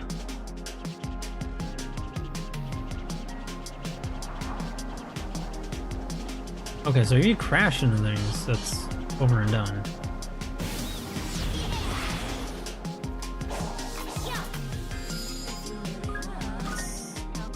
What are your thoughts on this, by the way, Saki? On this... on being able to fly the tornado, because something I should remind you of why this is so amazing to me. You haven't... I don't think there's ever been a game where you could pilot this. Like, ever.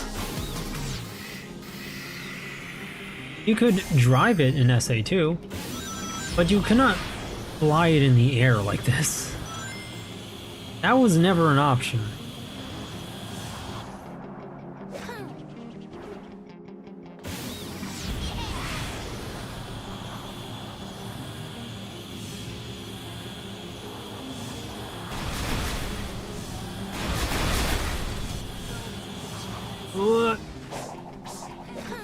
Okay, but if you crash it, there's a heavy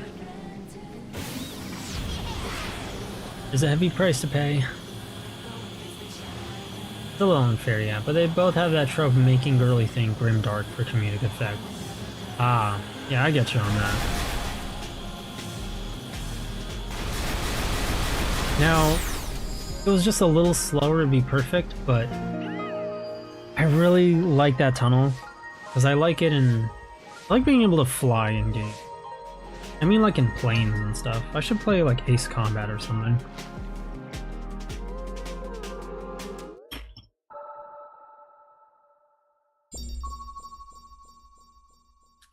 So I'm thinking things like Star Fox, you know?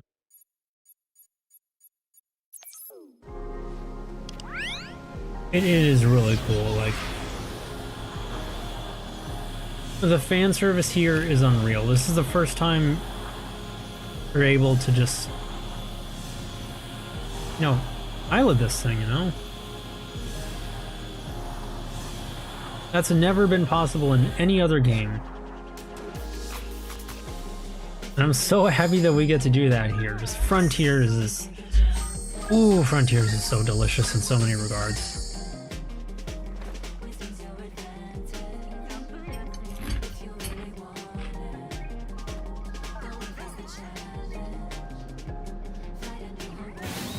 The holy moguls.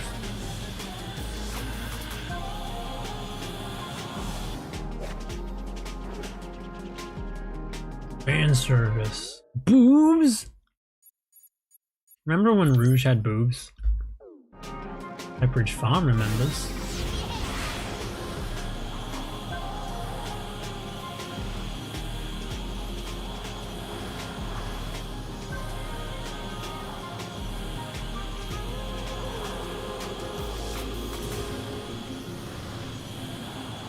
Piling it feels a little tough.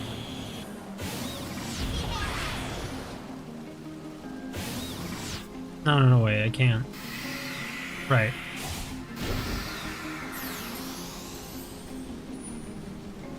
Unless I want to go like max speed. Well, depends. Mr. Rouge's bad tits. Yeah, they nerfed her boobs in Prime, which is another reason why Prime sucks. There's so much happening on this island. It's beyond my comprehension. It all seems like magic to me. Here's a word of advice. A scientist shouldn't explain things using the word magic. It's true, there are many things that can't be explained with our current knowledge. The ancients were a technologically advanced civilization.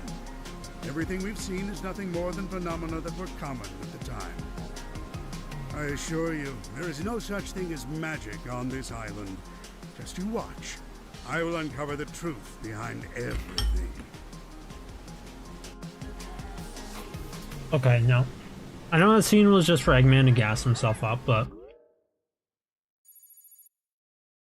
Man, it's when he's able to just talk with these characters. I love it so much.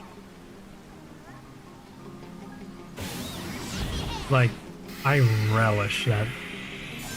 When he's just able to be a person, you know.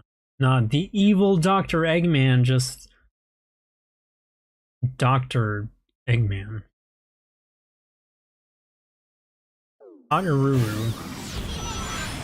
I like this bonding between Eggman and Tails. Yeah, I wouldn't quite call it bonding, but I see where you're coming from, and it did feel honestly kind of like it.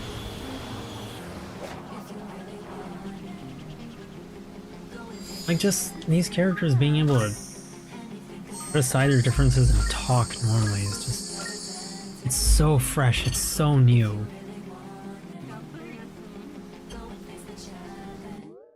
And it's endearing, you know?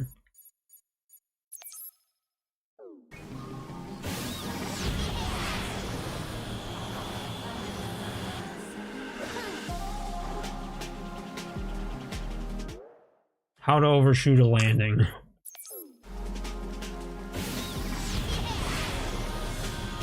Oh! That was a spike in altitude.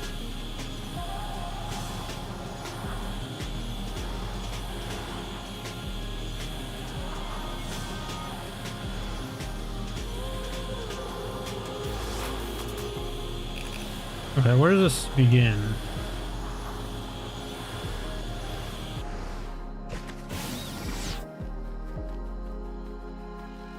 Oh yeah, I don't have this. Eye Blaster. I have 71 skill points, so I can spend on a lot of things.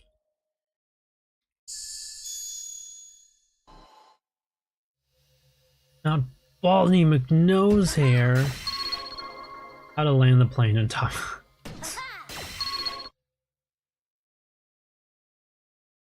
He almost lands and just busts the entire game and leaves a negative review on Sonic Frontiers.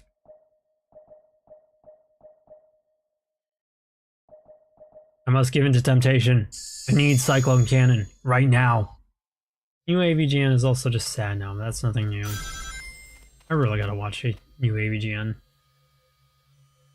Find enemies with a specific action with max rank.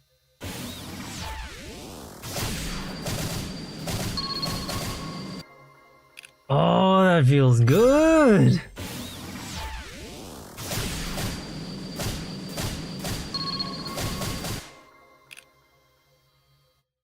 And the same sentence on the same word end. Honey?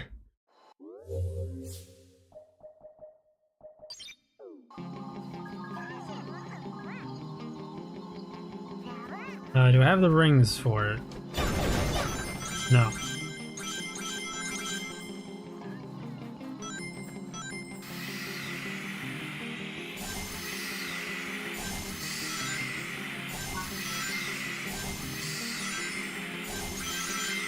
Okay, now I do. Do not stream AVGN clips on stream. Do not do it. It will get cut. Wait, seriously? Well, I meant like, you know, in my personal time. I didn't mean now. It's kind of funny how much just lets you through. Just.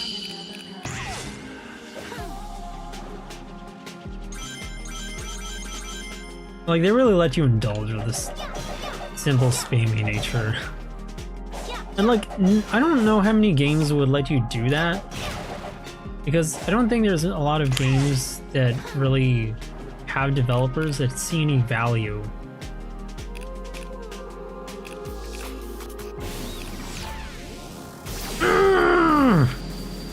Wait, I can't kill them?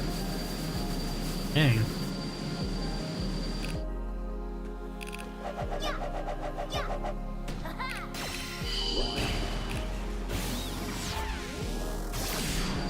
Ah! But anyway, I don't know how many games have development teams that see any value in like a simple spammy attack, but sometimes it's fun to just like spam something that, ooh, that does 1 damage if it means you can like spam it really fast, because it's kind of funny more than anything else.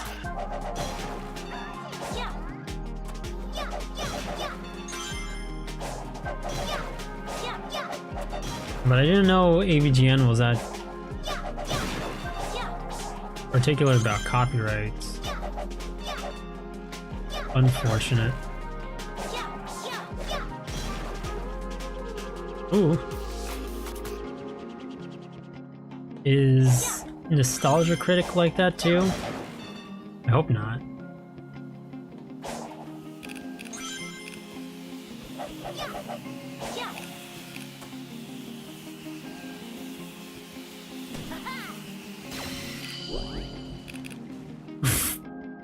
Being able to drop bombs on these guys is so funny.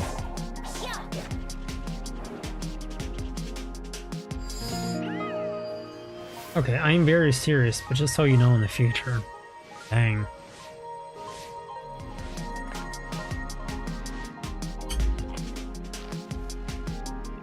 I'm not going to sleep yet, Yu-nee, but I just want to thank you for the stream anyway. Oh, thank you for coming along. It's nice to have someone to hear and talk to. Nostalgia Critic, probably not. They're better just to be safe. Darn.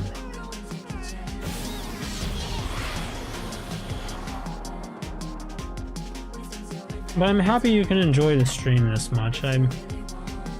It's what I strive for. Adding on to that, I'd also like to apologize for not talking very much during the weekdays. But, I don't know. It's personal stuff I don't want to get into. But I'll try to be better about that. Oh, and thank you for putting up with my munchings and crunchings.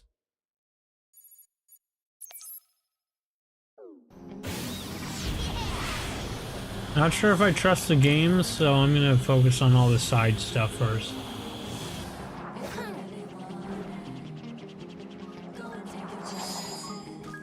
Because I don't trust that, like, that would be the last one. First, we have to actually get to the emerald, so it should be fine. But still, I'm just worried. By the way, should I change my channel name to Karako and then turn it into a VTuber channel? I have been wondering about that, like, were you going to, or were you planning to? Because you share with me, you share the links with me to your streams, or the VODs rather, but then you enlist them. And I was wondering, like, are you gonna go all the way with that and be a public one, or are you gonna keep it a secret? I never brought it up because I kind of assumed that was the direction you were intent to not only go in, but stay in.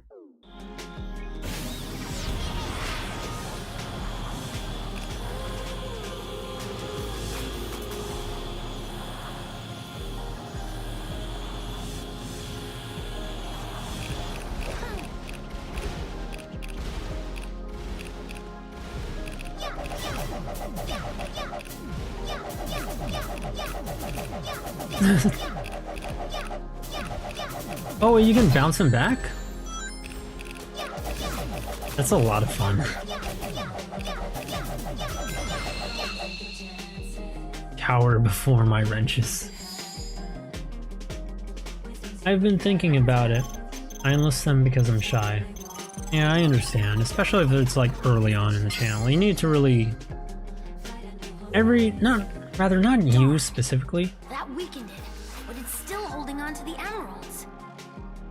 But I think every streamer has this phase where they kind of have to find their roots.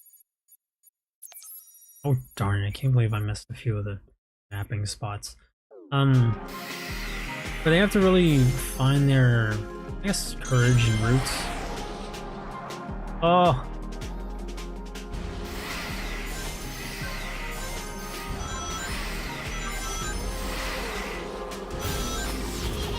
They have to find their courage and like their roots in a sense. That's the right word. Before they, you know, like really start streaming in public. And that's understandable because they're going to be in public and the internet's only gotten harsher over the years. You need to find that courage first. For however long it takes, in whatever way it must happen. So I think it's perfectly fine to keep them unlisted. I think I might do it tomorrow.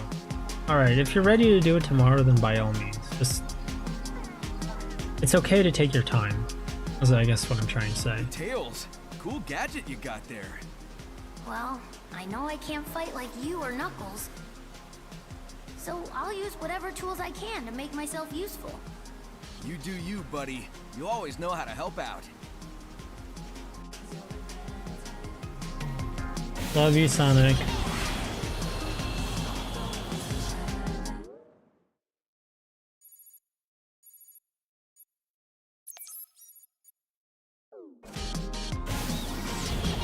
I can't believe it's taken me almost 2 hours just to finish. Just to eat, and I'm not even done eating.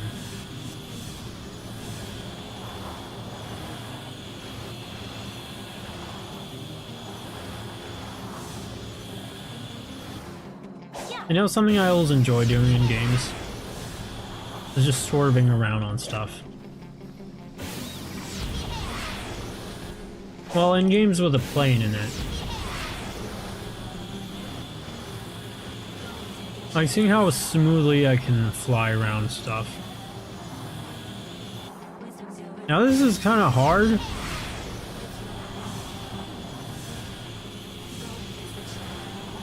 Because it's so dang fast.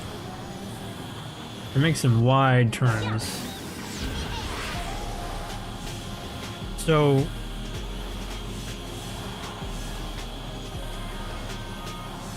making like... turning narrowly on stuff is very difficult.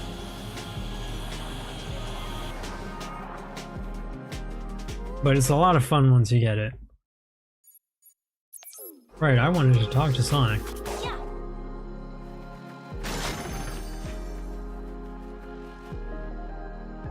I've been feeling off ever since that shockwave hit. I hope you're hanging in there, Tails. Shockwave? I'm okay, but the enemy might be recharging their energy. We need to hurry. Yeah, let's get going, buddy. Okay, and stop worrying about me and start believing in me.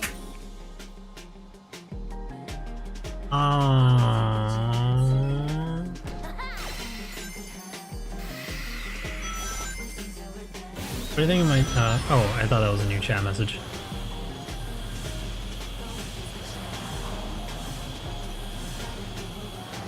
Oh.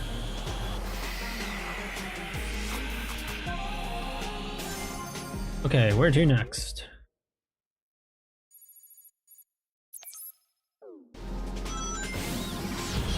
I'm gonna be real, I have not been keeping up on a lot of media. It's not Godzilla movies.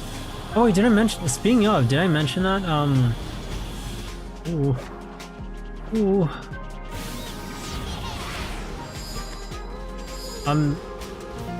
I watched, Godzilla Raids again. last weekend. I think I liked it more than the other, but it definitely didn't have those same horror vibes as strongly.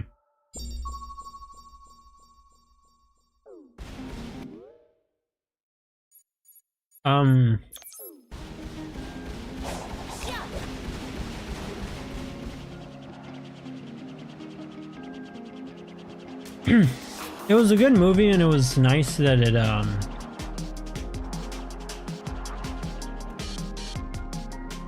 oh well, never mind then. No, wait, not really. Nope, no, never mind. Esto they are. Rocco? Akashita? And she's cooking hot dogs on the stove? Hey, get out of here, you hungry neat!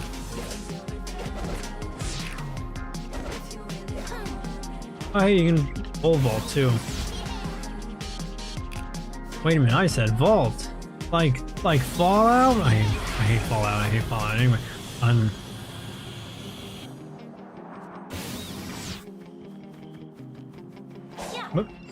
glad you enjoyed Godzilla vs. Angus. Yeah, it didn't have those same horror vibes, but it did streamline things a little more. I kind of liked that it, you know, got rid of the debate on whether or not they should learn from Godzilla. They were like, okay, well, this thing's gonna fucking kill people if we let it live, so we can't do that. You can just do so much sequence breaking with it, I swear. That cooking joke went over my head. About Angus? Like Angus beef. But,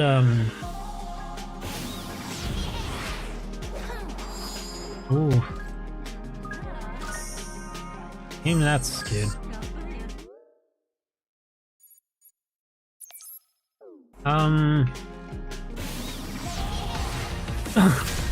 What did you say? No! Nothing is sorry, I'm just going.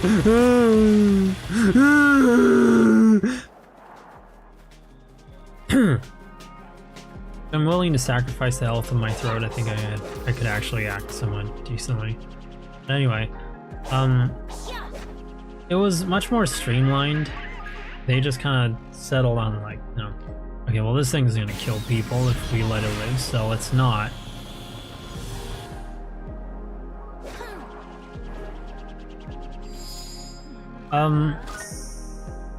But early on in the movie, they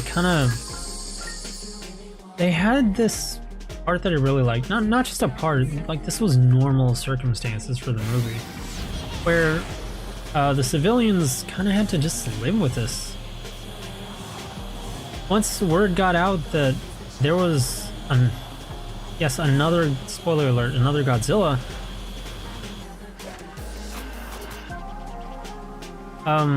this was just something people had to live with.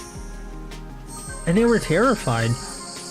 And they thought everything was going to be okay once, and you know, they tried looking for ways to get Godzilla to just, you know, go the frig away. How do I go up there?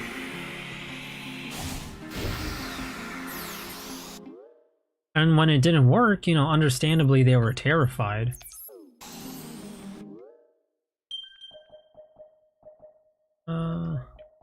I can see myself needing this. Understandably they were terrified.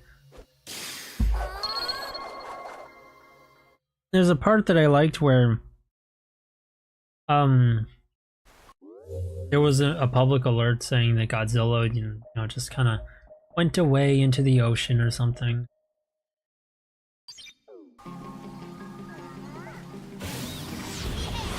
Oh, about Karaka. Oh, Karaka.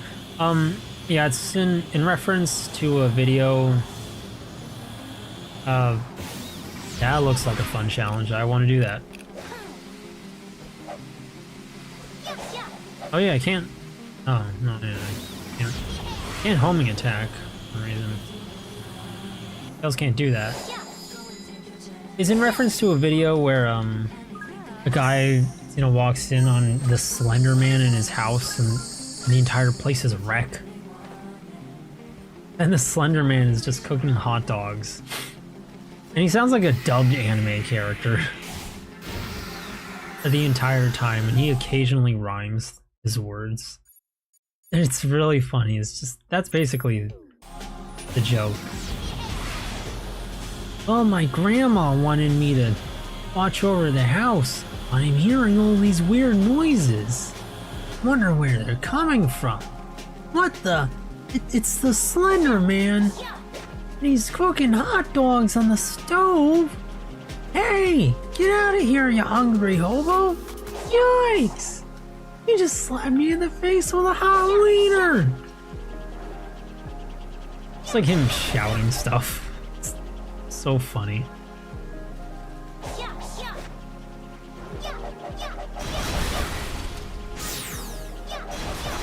Okay, yep, I'm gonna need...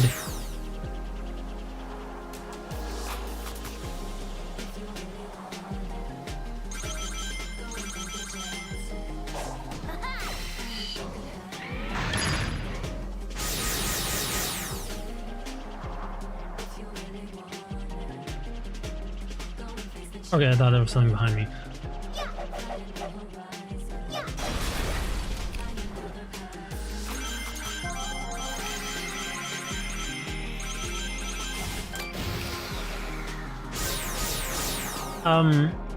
Right, I was talking about Godzilla.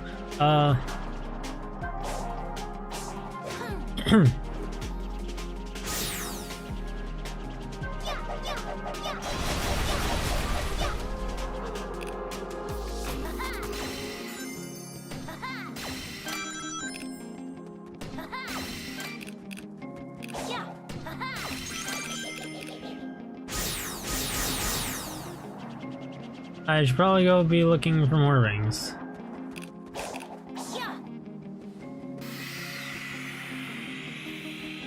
Yep, I need more rings.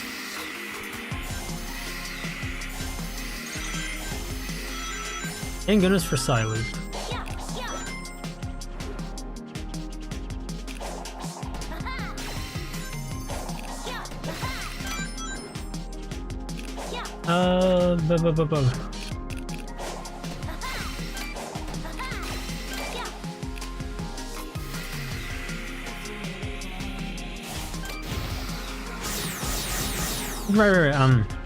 Right, sorry I'm getting so unfocused.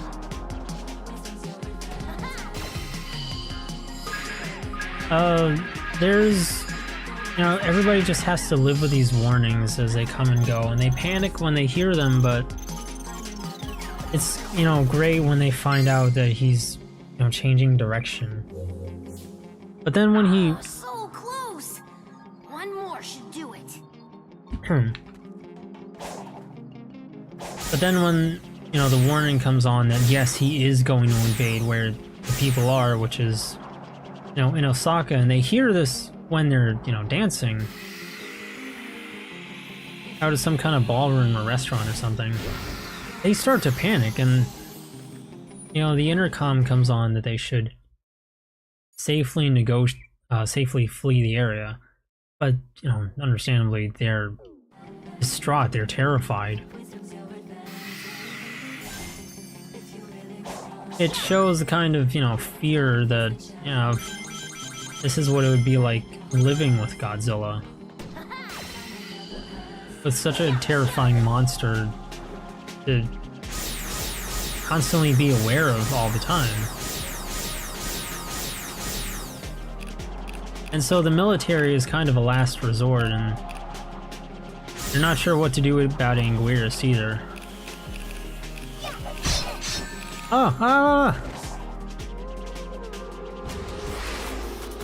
Oh, yeah, that's right. Oh, boy.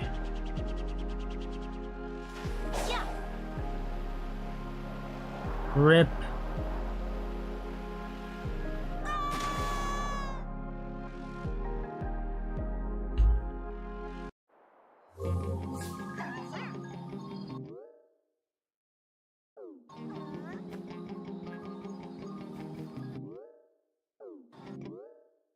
So, that's how the early part of the movie goes. And it's kind of my favorite part because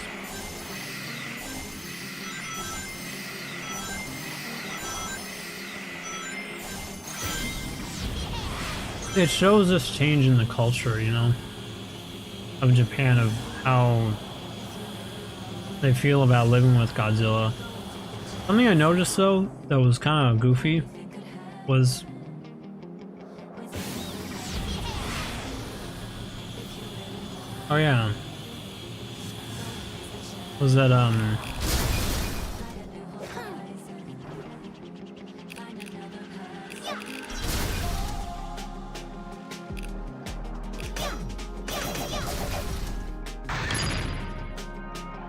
was that the suits became a lot faster.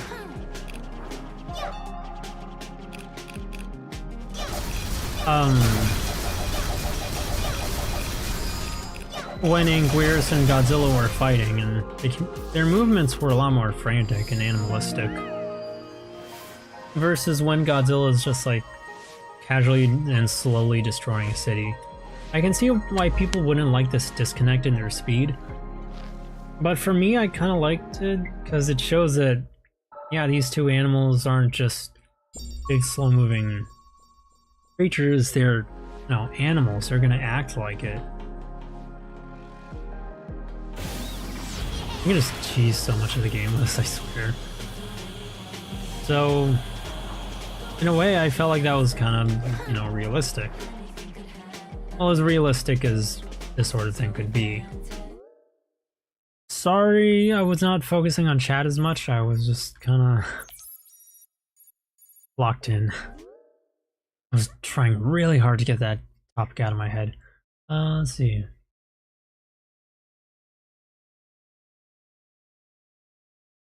Anyway, Godzilla raids again, it turns more into a monster battle movie with some light military themes. I would say that it turns into a light monster battle movie since, there's just one scene for it. And the rest is just the military going like, how do we deal with Godzilla? Reminds me of those, hello, is this Among Us? Hello? Is this Among Us? Imposter? Is this Imposter from Among Us? Yo, Imposter, what are you doing here? Hey, yo, Imposter, what's good? This is the Imposter from Among Us. I am on the Skeld. I'm going to steal their ship's financing. Hey, yo, Imposter, you can't be doing that. You ever think about just getting a job or something? Like, how much is it they got on there? $100 million. It's probably ironic. It's so dumb, but I love it. Especially since early on he's like going on about ads and stuff. Like, hey, yo, like and subscribe. I scroll down and check out the sponsor for this video. All that stuff. Maybe get a better avatar in the future. Not to be mean, but yeah, if possible. Do you have commissioned artwork that you can use? In King Kong vs. Godzilla, they're kind of meta-aware that they're just making the two monsters fight to see who would win. And I agree, it's pretty fascinating from Godzilla 1 to 2. There's this visible change in the culture of gradually accepting Godzilla as a natural disaster to manage, rather than some supernatural force. In Godzilla, he is much more of a mythical figure. He is an old fisherman. Legends that tell of an apocalyptic dragon. Yeah, exactly. My thoughts, but described in a way that's smarter, because I don't word my thoughts very, I know I don't word it the best. Yeah, I just kind of want to get fancy. Let me see if I can get sturdy.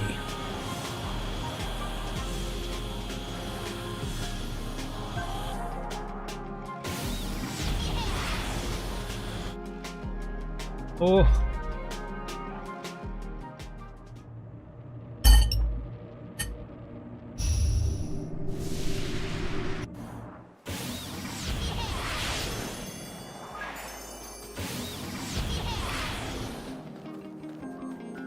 But yeah, basically.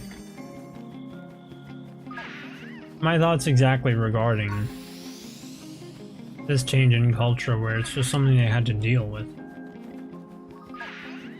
Whether they like it or not, he arrives and they just have to leave.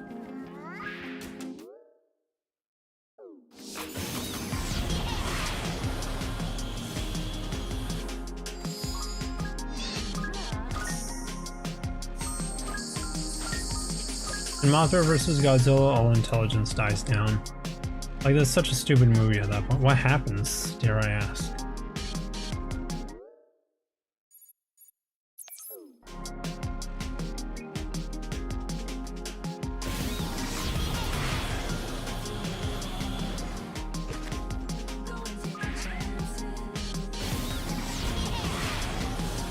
Yeah, once you get this, you just break the game.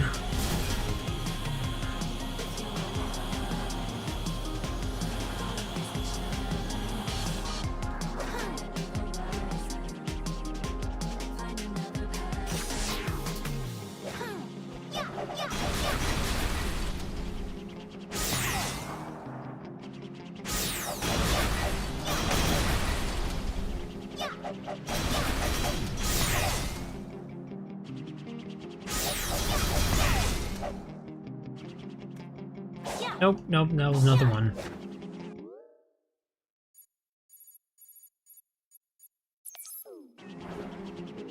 This was the one, I think. But yeah. Yeah, I can't really say that. Fun but dumb. Big Egg washes up on oh yeah, that's the one you told me about. A businessman wants to make a theme park around that egg. Idiot. Okay, never mind. That first sentence and I'm already like, oh, okay, that's what you mean. The Godzilla's hungry for the egg. Meanwhile, the two Mothra fairies want to protect the egg. Two of them. And two big fights between Mothra and Godzilla. I almost said Gothra. Hey yo, chat, can we get if we got any fan artists, can y'all draw Mothra as like a goth anime girl? Thanks, don't forget to smash that. Okay. You get the joke. Like and subscribe, yada yada.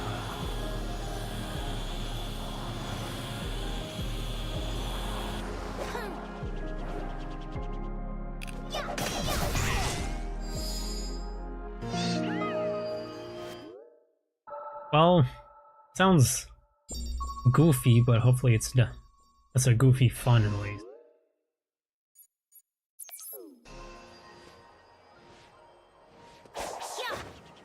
Oh.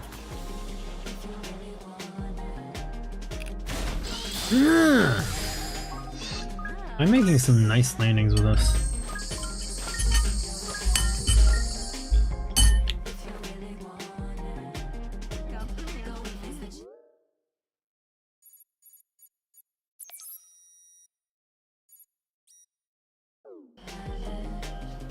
I hope you don't mind that I'm kind of sweeping the area this much.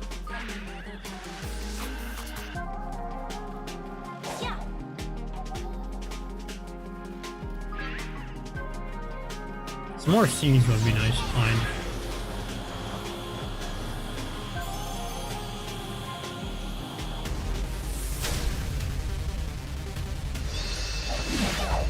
Hey B, what you got?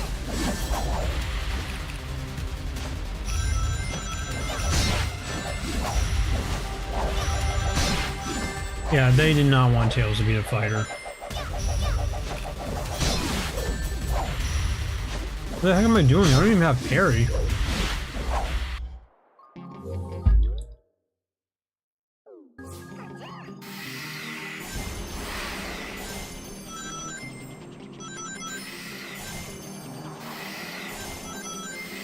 I will draw Gothra! Gothra actually sounds kind of hot the more I think about it. Like just this moth goth girl. I'm sure somebody's drawn that before, but not of Mothra. Like if you do that well, you could actually get kind of popular off that. I don't know, I just think that's a good idea.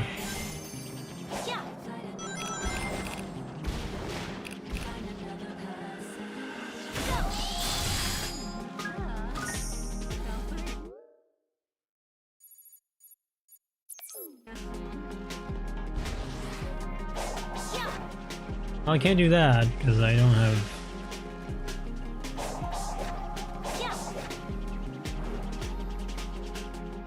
They don't have a homing attack as Tails.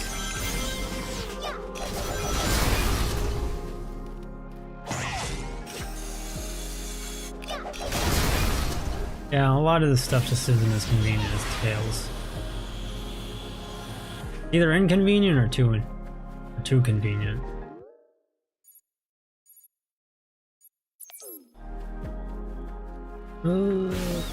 Which way do I want to go?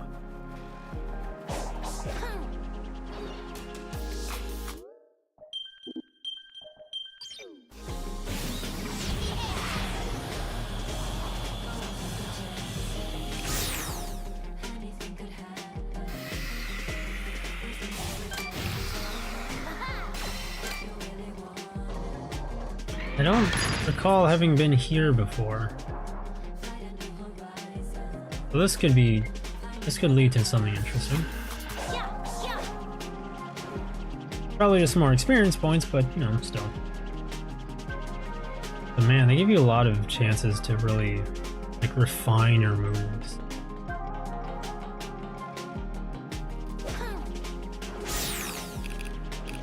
Oh, that's right, that's what this was.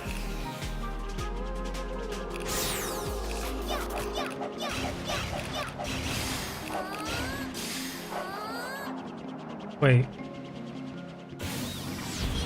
But then what? Okay, well that didn't lead me up anywhere. Oh, okay. I was supposed to go that way. Oops.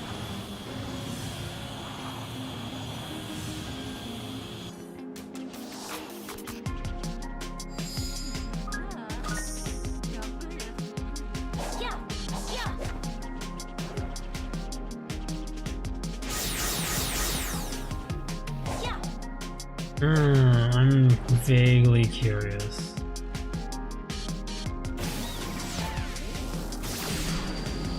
Nope.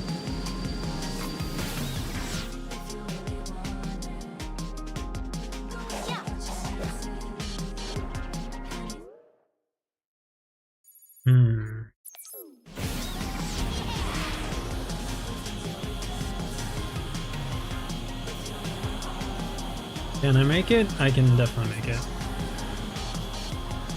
Looks like it's not going to be that easy though.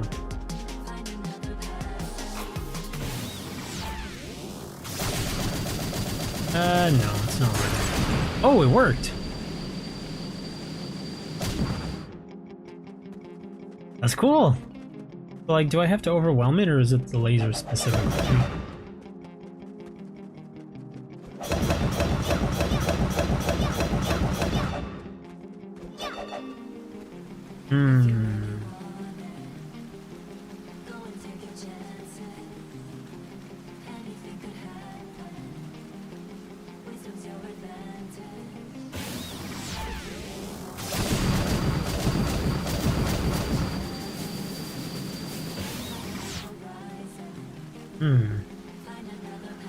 Well, I don't want to get rid of the height in this area just yet.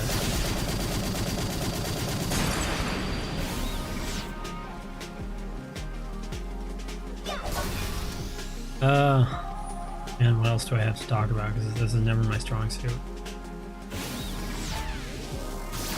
Ah, okay. I think I see the point now. I can't get to those doors. I have to lower them down to me.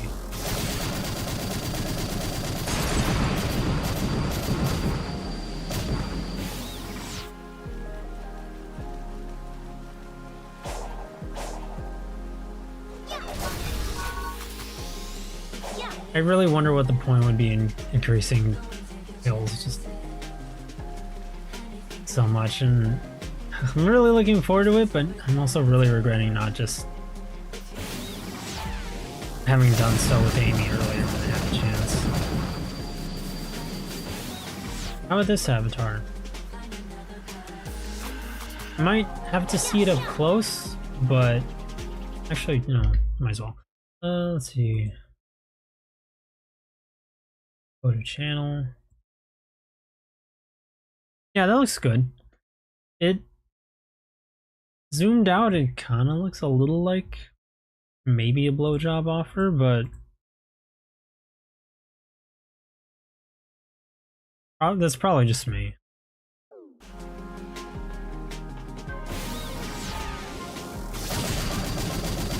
How do I get the one up top?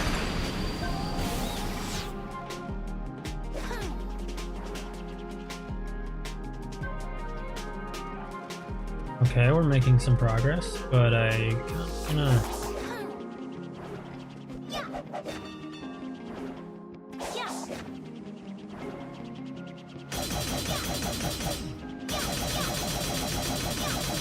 Lewd. Lewd indeed. No. If I go and get it within 50 hits, then it's not gonna happen. I'm gonna have to find another way.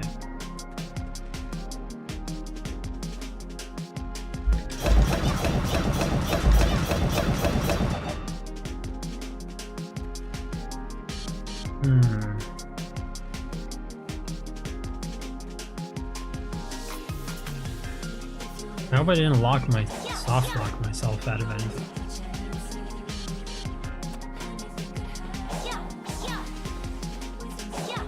Oh, okay.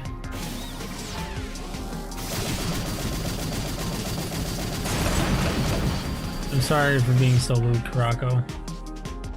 Karako, forgive me. Wait a minute, aren't you into loot stuff, Karako? Oh, okay. Thought I was gonna have to find something else.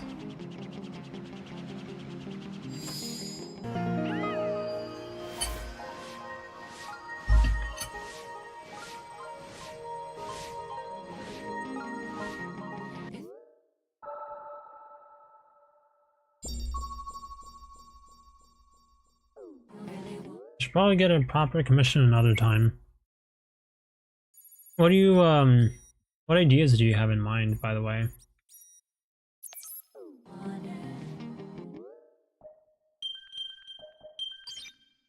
Shush.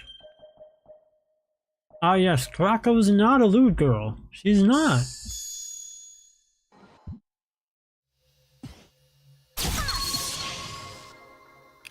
Oh, he uses a spring!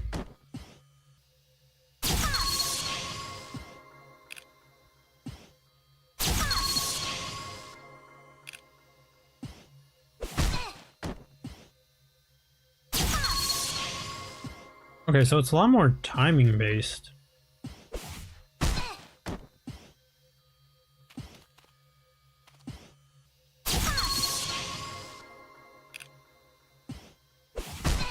It's not enough for him to hold the spring out in front of him, apparently. He's got to whip it out at the right time. That's really cool, though. I have mixed feelings on him, like, using a stage item, though. Like, that's really clever. But why is nobody in the Sonic universe ever had that idea before? I guess except Shadow. You want to count guns as like stage items.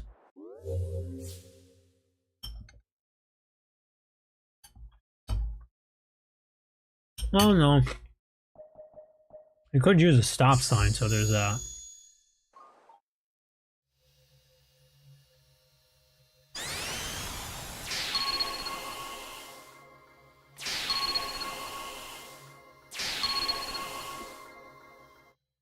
I'm not into loot things at all, haha.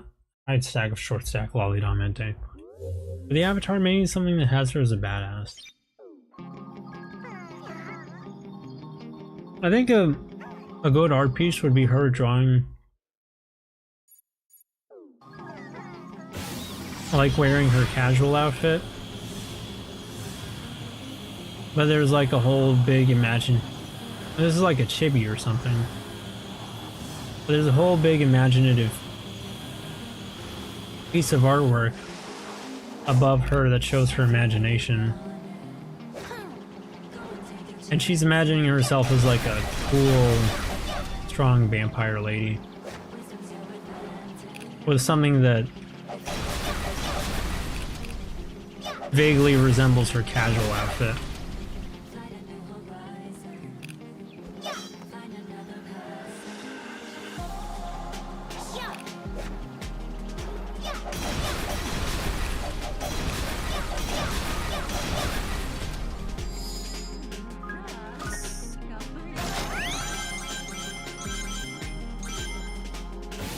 Now, can we fly through all that?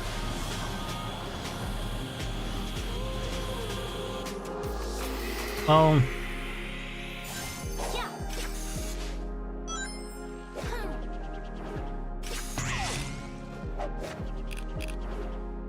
I'm not gonna say we can.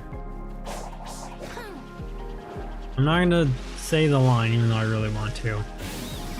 Let's blast through with sonic speed! Yeah. That was embarrassing. Both for the fact that I had such a terror-bad Sonic impression, and also the fact that the flying was actually just not very good.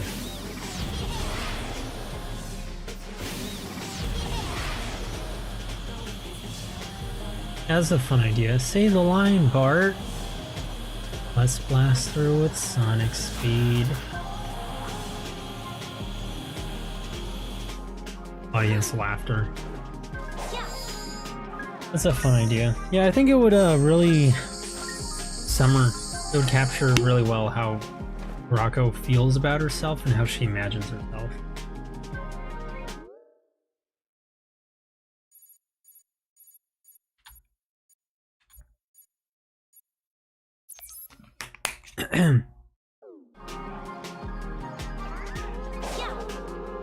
Now, what should I do, chat? Should I take it the slow way or the quick way?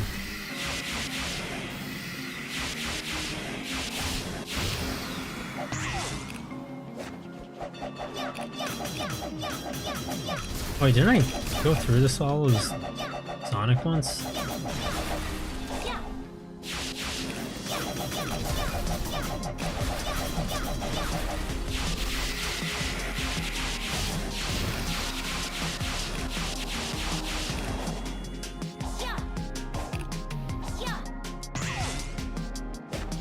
Yeah, I did go through all of this as Sonic.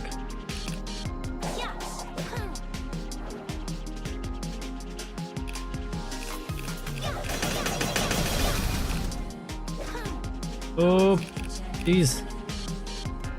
Hang on, I got an idea. Bart Simpson or Sonic, who is more 90s? That's no. They're very different kinds of 90s.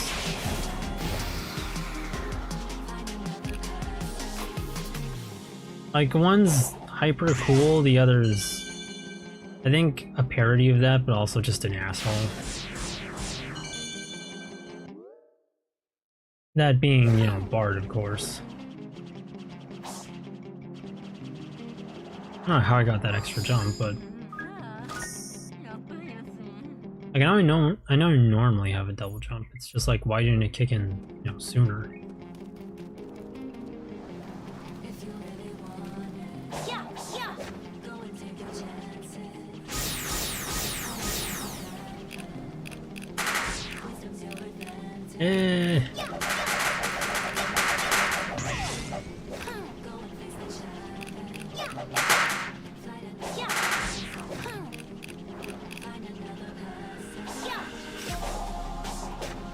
I think I've gone through this before.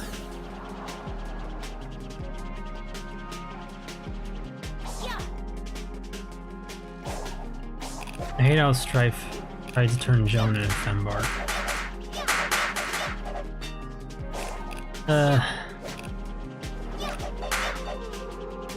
My only advice is just not talking about Strife.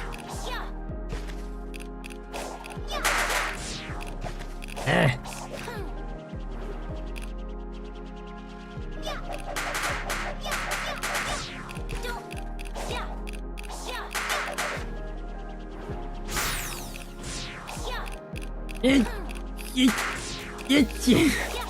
easy, I'm impatient.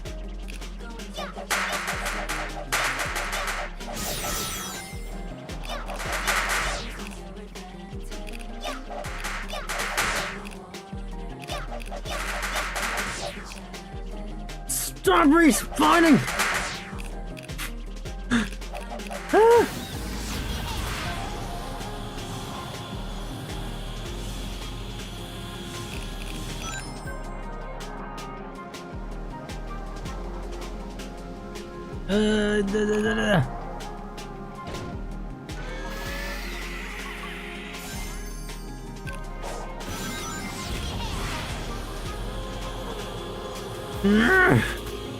This is my post-game reward, I'm gonna use it!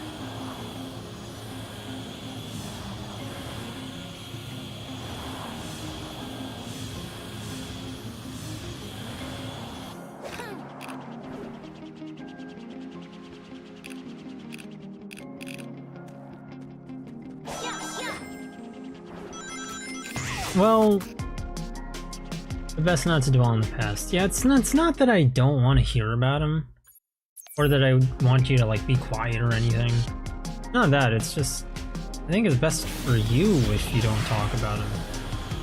Not to mention, we don't want to, you know, give out any other alternative username. At least I don't.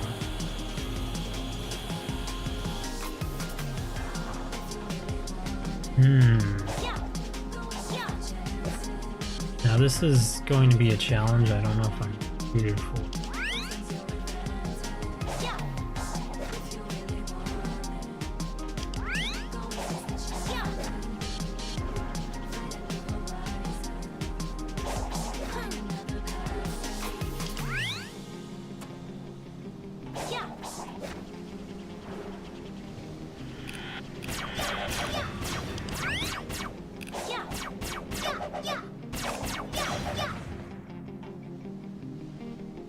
Where's the other switch?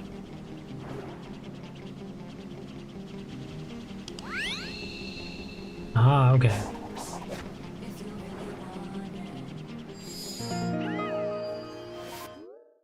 Also, we talked about Simpsons and didn't mention Sneed. This is a crime. We're not real Simpsons fans. It's over for us. So we'll do it now. Sneed's Feed and Seed, formerly Chuck's, fucking suck. Good evening, Batman. Wait, how did that one go again? Sneed's Feed and Seed. Chuck's suck and fuck. Get it? Like intercourse and fellatio. The title, Sneed's Feed and Seed. When replaced, formerly Chuck's, the title rhymes with the name of the store rhymes with the owner's name. It was stated that the former owner was Chuck. So if the former name rhymed, then it would be Chuck's Suck and Fuck. Oh, how did the Simpsons ever get away with this one? Sign formerly known as Chuck's. Oh, almost just two more.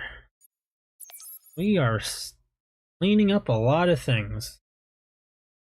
And it bothers me that I was so sloppy with Amy's section. I slacked off and I'm not proud of that.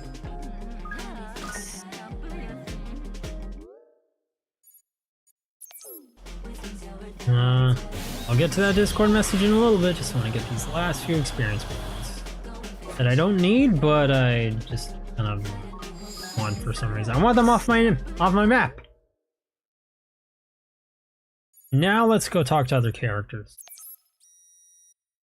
Where do I go next? The Chaos Emerald. Yeah, that one.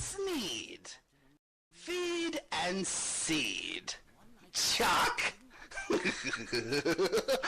Chuck! Fuck! And suck! We get it!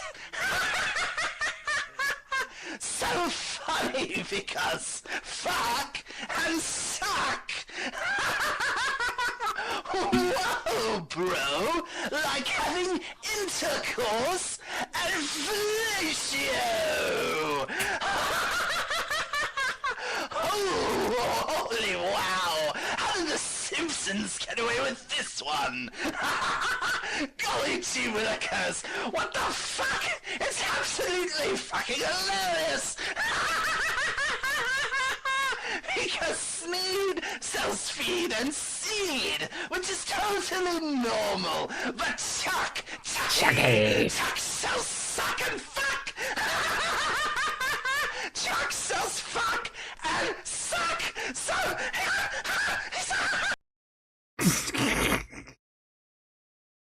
How about another joke, Murray? No more jokes. We're done. You can leave now. Sneeds, feed and seed. That's just That's just vulgarity. But let me get this straight. You think simple vulgarity is funny? I do. I'm tired of pretending I don't.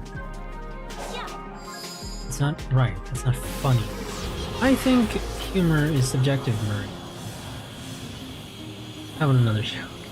What do you get when you rhyme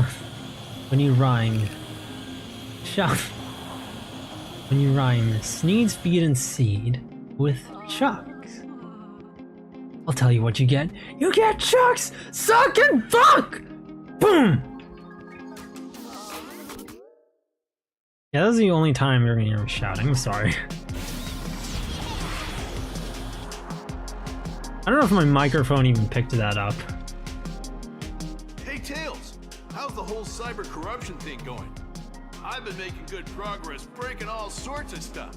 If you need my strength, let me know. I'm good for now. You've been a great help, Knuckles. Now, I just need to get the emeralds before the cyber corruption gets worse. Rare unit, very rare unit. Let me know if you want me to never do that again, and I promise I will never do it again. I want to see him talk to Sage. Also, I would ship Tails and Sage. Like, that's one of the few Tails ships that I would say makes sense.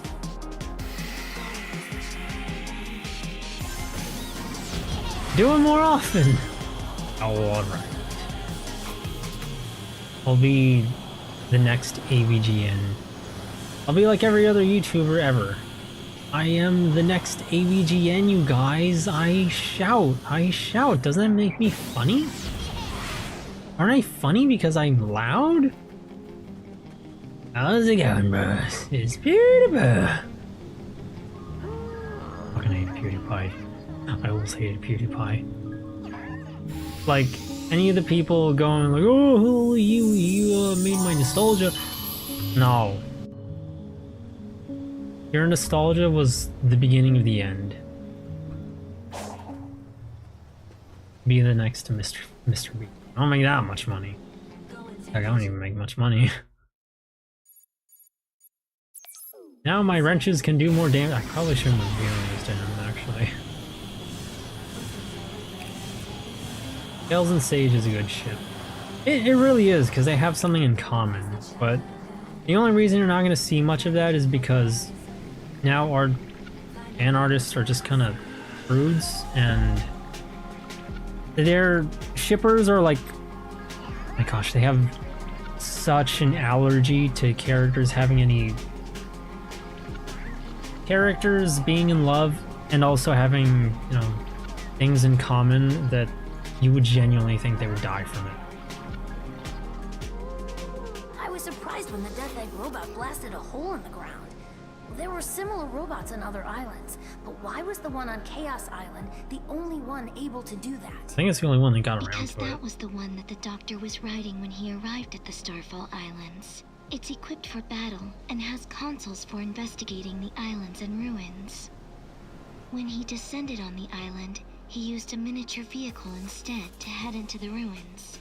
There, he obtained a massive amount of data regarding ancient technology and transitioned into cyberspace. Many threats awaited him there. After eradicating them, I returned to the Starfall Islands, but the Death Egg robot was already damaged by then, presumably by the heat and smoke from a volcano. So in order to continue our investigation of the island, we composed downgraded versions of the robot he was originally riding and placed them in various locations. So that's why the original Death Egg robot on Chaos Island was the only one that could shoot beams and had consoles installed. We wouldn't have been able to find the underground passageway without it. I did not expect Sonic to hack into it, but if he was able to reboot it successfully, we should repair the original robot and add it to our ranks. That is, if we can get it ready in time for our foe's appearance. Okay, I did not notice the other Death Egg robots, or I don't remember them. But that's interesting. He transitioned into cyber. They're really in the ruins? Looks like he did that in Forest. Shippers only want Sonic X Tails. I think at this point, even they don't even want Sonic X Tails. They hate that. It's like, Tails is underage? Hang on, Chud. I just googled this fictional character's age, and you know what I found? I found that they're 8! They're 8 years old! You're not allowed to do that, Chud! You can't! I'm gonna have to tell you to stop, and you better listen. You better watch out, because I graduated from Ready University. So if you debate me on this, I will win. I'll have you know. I will not put up with your transphobia any longer.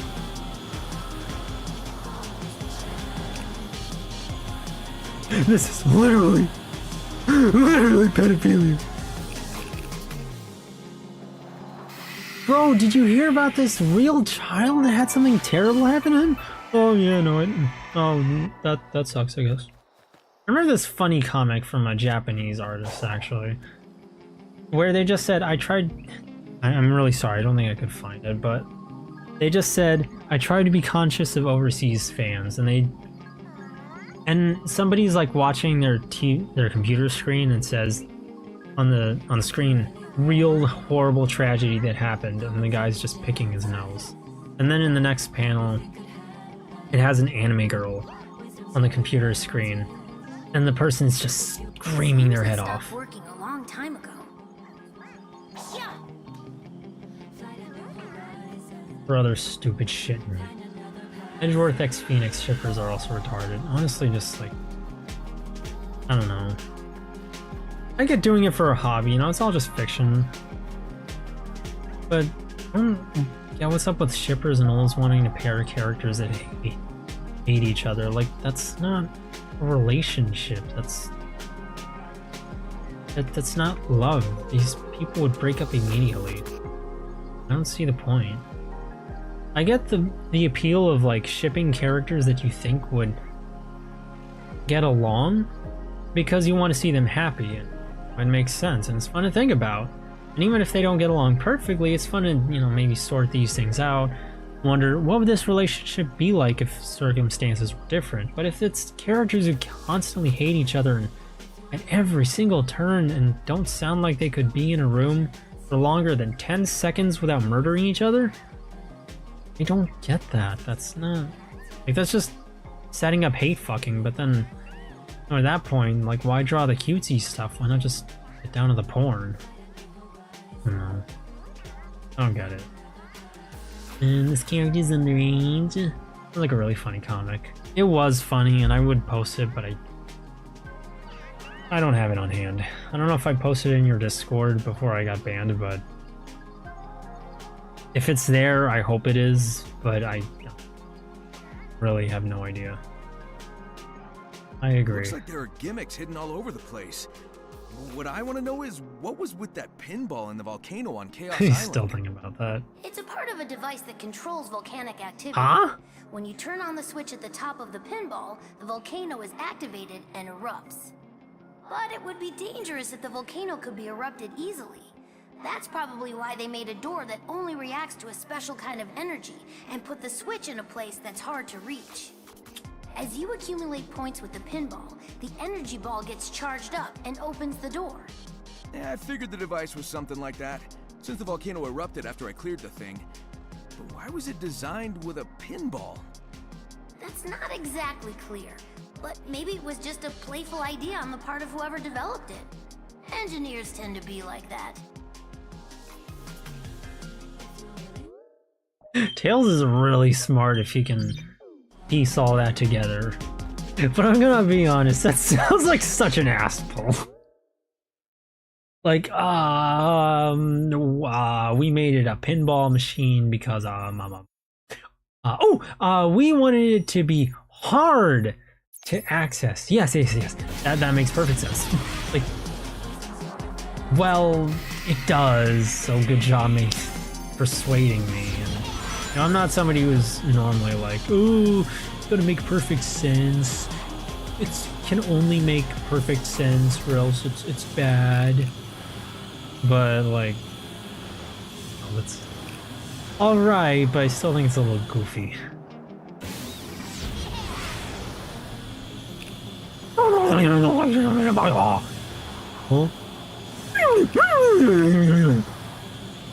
Huh?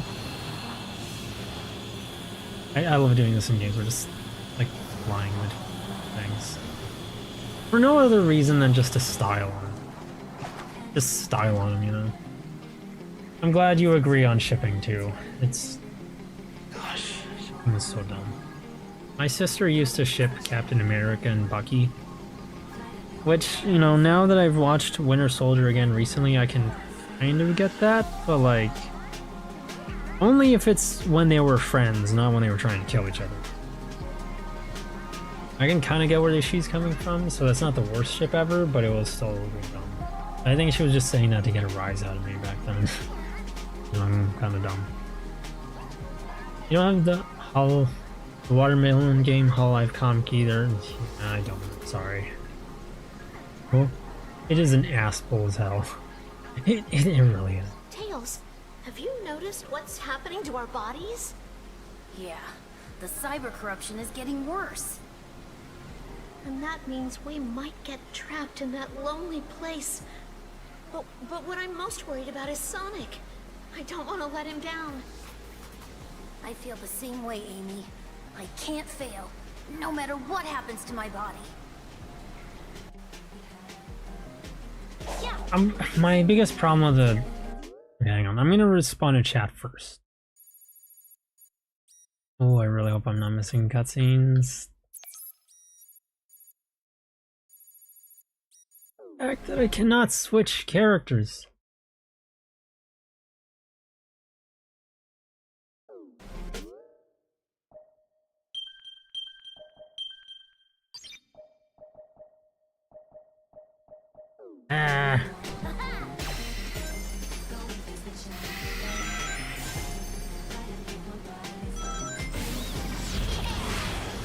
The fact that I can't switch characters bothers me so much.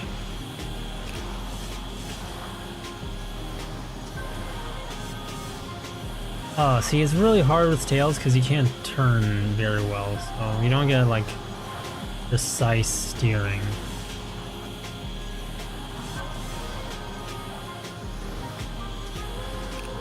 And then sometimes you have to worry about the camera.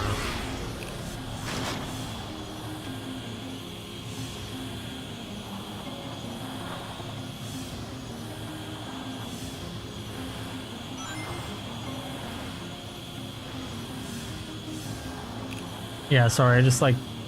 Look, I know I'm wasting time, I just really like doing this in games.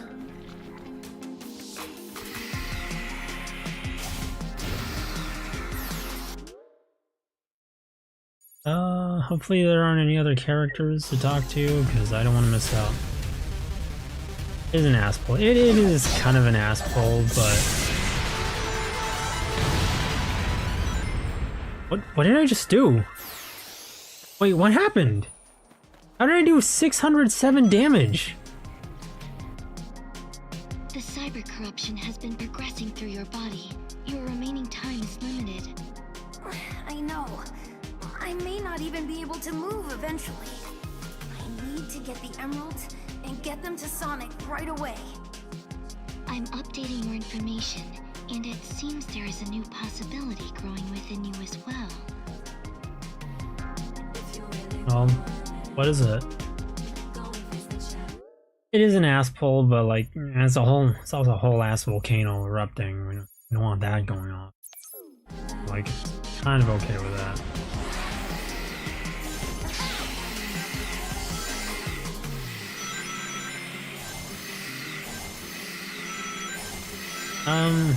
Actually, Koya and Konoha, but not romantically, like friendshipping. I think that's something people do. It's been so long since we got to see this little ball with the tails flying out of it. It's kind of refreshing. I miss that.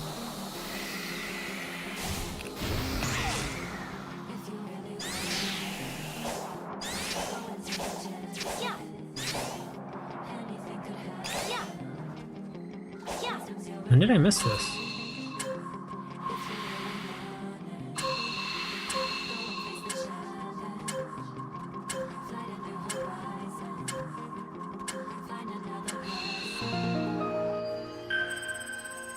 I did not think there were going to be any... Is this going to chart the map? It didn't chart that much, but I'm surprised. I did not think I would find any traditional map charting. Because the entire time it's been with, this must have been something I missed with Sonic, actually. Friendshipping, yes. Oh, you got treated so dirty. Toya the guy... I'm really sorry for this dumb question. But like, treated dirty how? By the characters or by the show?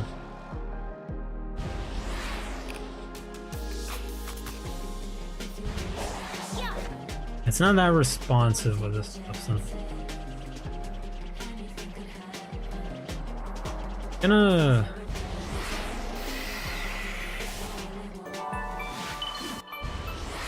chart this area, cause look around this area more, cause I really wanna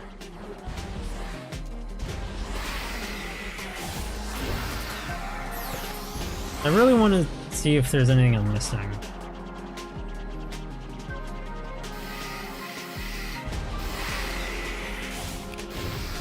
But we are gonna get to the cutscenes very soon, don't worry.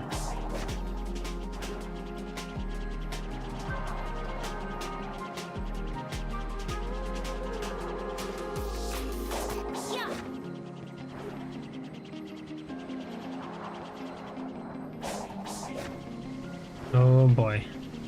This one's for Sonic's.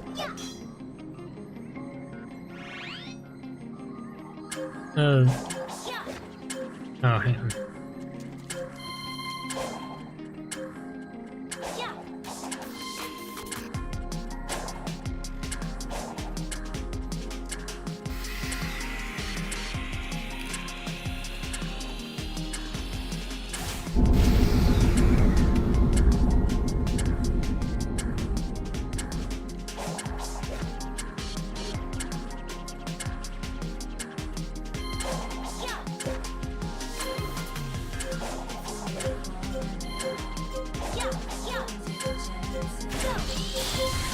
Okay, there we go. Oh wait, did I not get it in time? Like, they just forgot about her. They should have had a post-credit scene with her at least.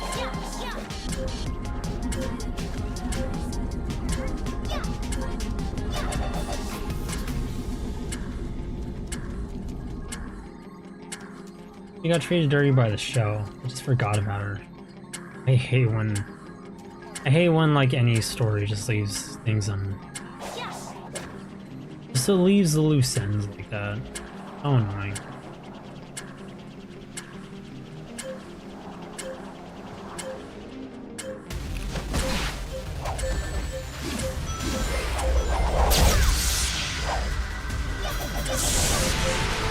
Damn, dude.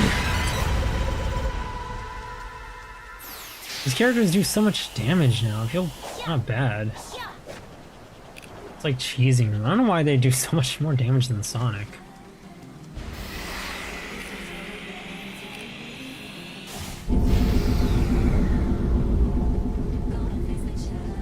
If I was playing as Knuckles or Sonic, this would have been so easy.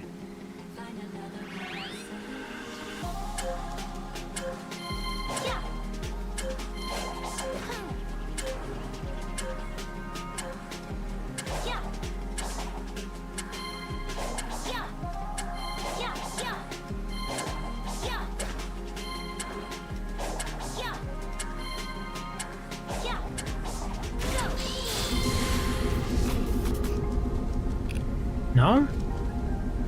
Not supposed to?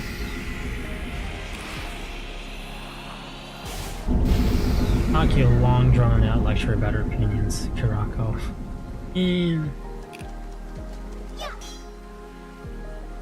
Actually...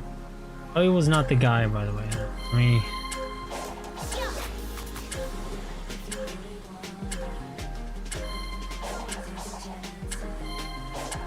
Maybe it's because I'm stomping.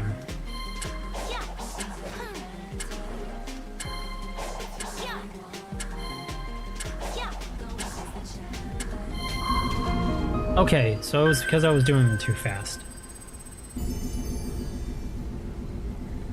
Toyo was not the guy, by the way. Toyo was a girl that Kona had befriended and encouraged to indulge in her otaku hobbies. Which is why I feel like they should have a more personal bond. And they can have something they can bond over. I see. So they had actually, you know, something in common. It's kind of sucks. That they just forgot about her like that. Bro, really?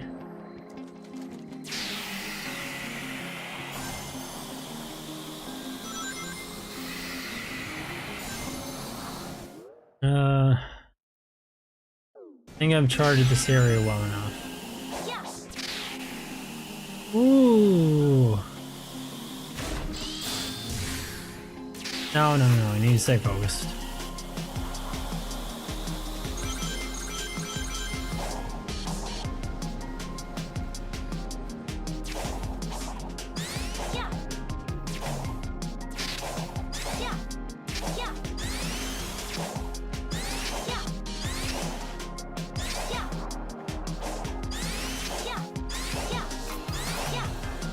That's so much fun to do.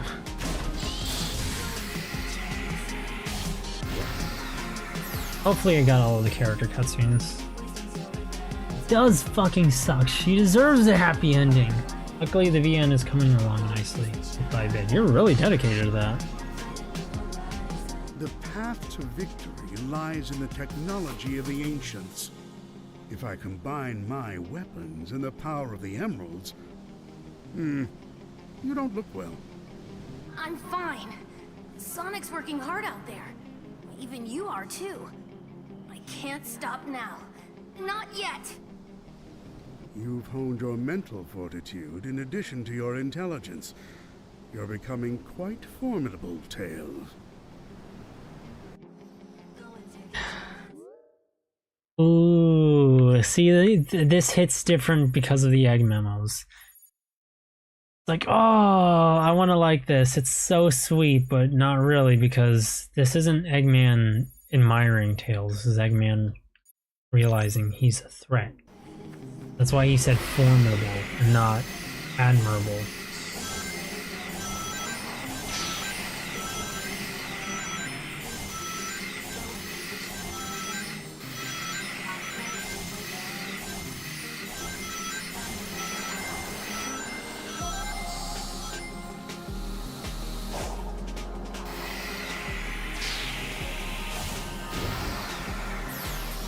Mike Pollock really does a good job. He really does.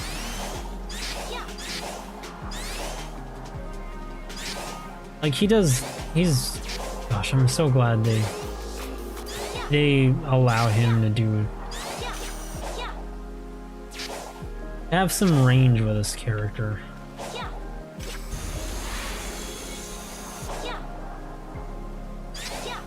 Like, Eggman just feels so much different now.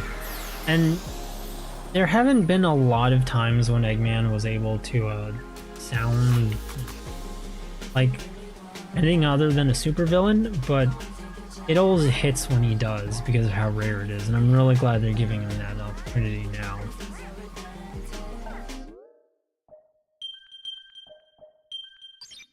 And it was also very sweet of Tails to see the best in Eggman when everyone else was like, "What are you doing lazing around?" Don't you think I could have been more helpful to Sonic if I had my normal body back? For sure. In this digitized state, there's a limit to how much we can affect the real world. But there may be ways to help from cyberspace, like how we combined our powers to turn Sonic back to normal. That's true. There must be things only we can do in this form. You know, something that's bothering me, and I've been wanting to mention this, but I haven't gotten around to it, is that it really bothers me how much, well, how little the cyber corruption is actually being shown off.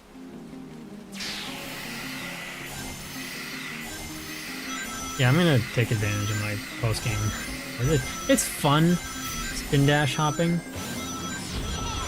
but you know, this is the thing I've been wanting,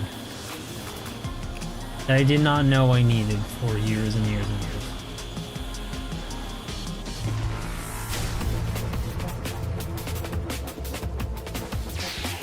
Now Tails can just utterly body this thing.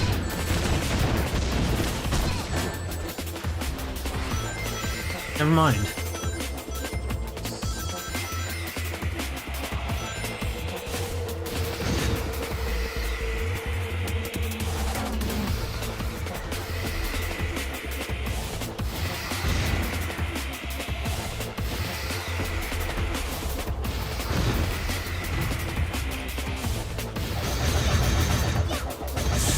It's honestly kind of dumb. It's actually kind of dumb how strong you can get these characters now. That's ridiculous. Now, if you'll excuse me, I'm gonna grab some more rings because that took a lot out of me. Just want my plane back. Yeah, you can't see how far this. See well how far the cyber corruption goes. Yeah, they show you that with Sonic. They don't give him a constant particle effect, probably to keep the game running well. But on the other characters, you don't see it at all until after they reach the Emerald. And then they're like, oh no, the cyber corruption is too strong, it's taking an effect on me. But, you know, for all you can see, it's more like the cyber corruption just now started. My guess is it started when Amy first contracted it. And then the others had been dealing, you know, had all been dealing with it from that point on the entire time. But it still bothers me. Like, at least, you know, change this particle effect you have on the models. You know? Just recolor it, make it, give it a bit of a tinge of purple, or something. They need more show, don't tell. Yeah, exactly. And this is something Frontiers really suffers with as a whole. It has a lot of telling, and I like what they're telling. And it has some good showing too, but some of the things that they don't show, you really notice. Like, I love Frontiers, don't get me wrong, but it's not perfect in its storytelling. It's better than most Sonic games. It has a great direction. I love that direction. It's just like, but it's something I said, to go back to something I said the last time I streamed this game, I like what you're doing, but you have to sell it harder. A lot of scenes where it's just two guys talking. Exactly.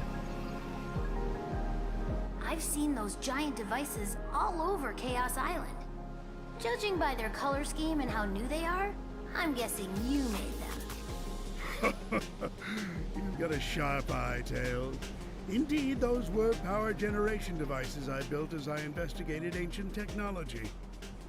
The Death Egg robot and all of the other machines I brought in may be amazing, but they're useless without an energy supply. That's why I prepared a powered generator that utilizes geothermal energy from volcanoes. If only I had more time, I would have put generators throughout this island to power a super weapon. What a shame. Maybe the reason the Death Egg robot's beam was able to find the underground passage wasn't just because of the hacking, but because of Eggman's energy supply. I really don't want to thank him, though. That's kind of cute. Also, never mind, I think I see a slight hint of that cyber corruption now. And it showed up in that cutscene. It's a little subtle, but if you see that, like purple lightning, that purple electricity, you can theorize that's probably the cyber corruption. The Sonic theorists will have a field day with this game.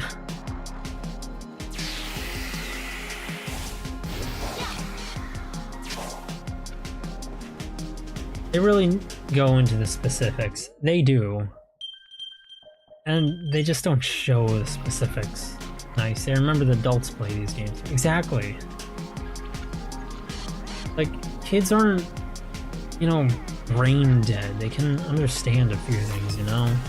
I mean, yeah, kids are kind of brain dead, but when they're at the age where they can, you know, figure out how to play a video game, things kind of start to click a little more easily for them.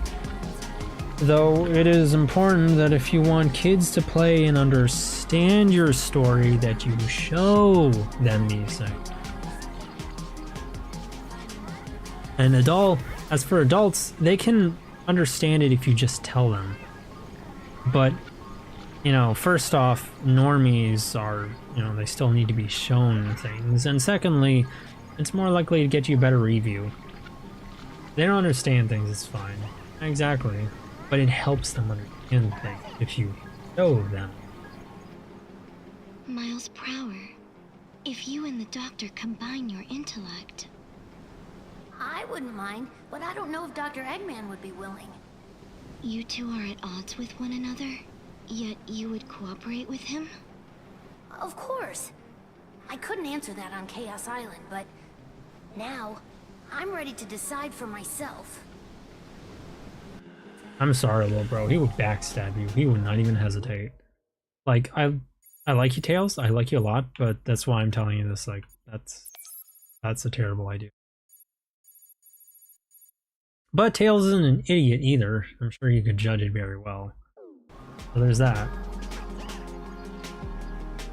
I don't think any kid is gonna lose sleep on what geothermal means. Yeah, they're probably not gonna care. They're just like, oh, okay, so it's a generator. That's probably all they need.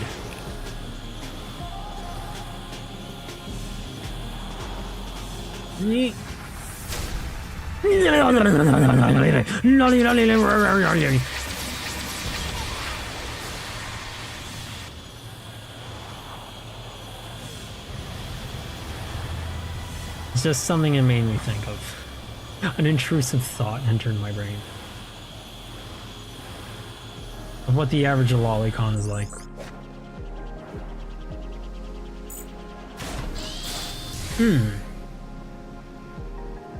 I love how Sage calls him by his full name. That is so soulful. Yeah, very rare. Very rarely do characters ever call him that. Which is why it came as such a shock to me, and I think it's part of why I never really understood the full pun, because most of the time I'm always calling him Tails. I didn't really have a lot of times to piece that together, that Miles Tails Prower is a pun, when a lot of the time I would have been like, that's his full name? When? But it is very soulful. Sage is just... I'm so warmed up to Sage, even if she's not a perfect character. She's a little obnoxious and bratty, but she's sold to me purely because she's, you know, a lolly. Well, not purely. A lot because she's a lolly, but a lot because Ian Flynn just went in such a great direction for these characters. He remembered who they are, and he wanted to use that full force in whatever way he could, and I really like that. Average lolicon IQ 18, average Renaissance enjoyer IQ 150, adult woman fetish culture. Well, I mean, I want to agree, but my adult woman fetish has also made me see a lot of unpleasant things.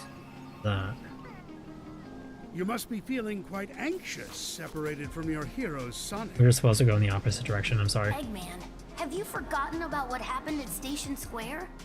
I may not be Sonic, but there are things only I can do.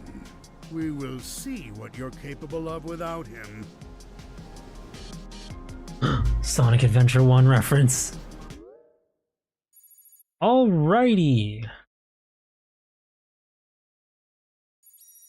That is all of them that I can see, at least. So now, one last direction.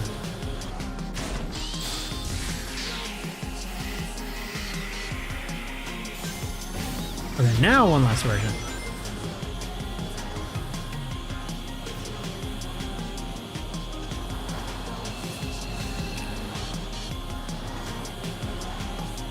Oh, that feels fun.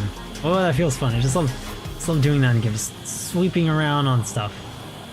Like, oh, I'm such a good pilot. Whoa, wee! Look at how good of a pilot I am. I can fly through forests perfectly well. I didn't crash any trees. I don't know what you're talking about. Look at how I went through that ring. They should have me in the Air Force. I'd be perfect.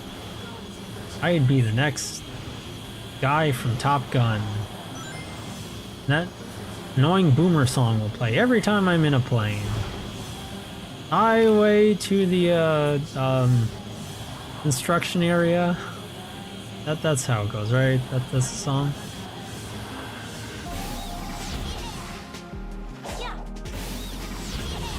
Metis Aerosonic. We'll turn Tails into a whiny bitch. Ian Flynn. Not if I have anything to say about it. Can we just say thanks to our savior, Ian Flynn? Every day we must... Ian...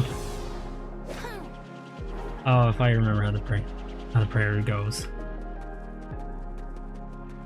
Ian Flynn, our savior and an actually good Sonic story writer. Give us this day our daily lore references. Forgive us our meta-era likings and lead us not into unfunny Reddit humor. But forgive us our bad jokes.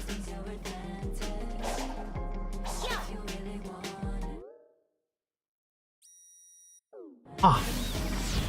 It's down. Down. Supposed to go down.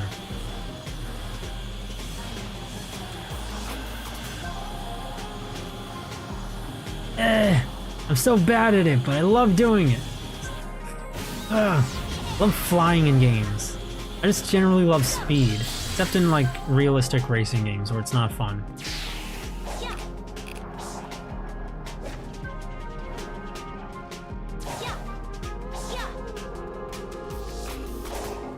Not this one.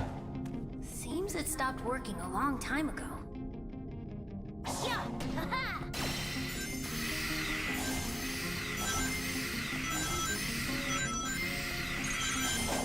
That's the second time we talked about Top Gun. I think I will go to sleep soon. Good night. Ah, darn. Well, thanks for coming along. I was hoping you'd be able to stick around for the last thing I need to do, which is getting the emerald. But yeah, understandably I am taking a while on that.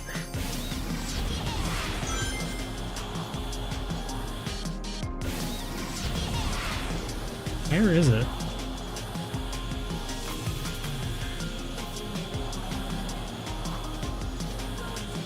Oh, all the way over here. How the heck was I supposed to get there?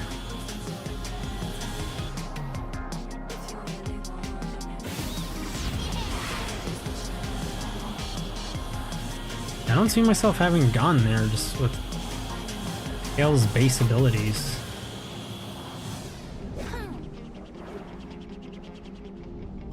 Oh, if only I could have nailed that landing.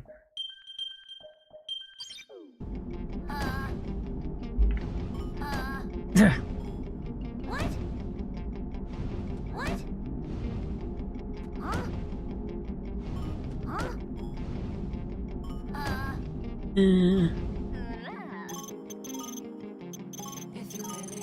That was an odd line, but that was kind of funny.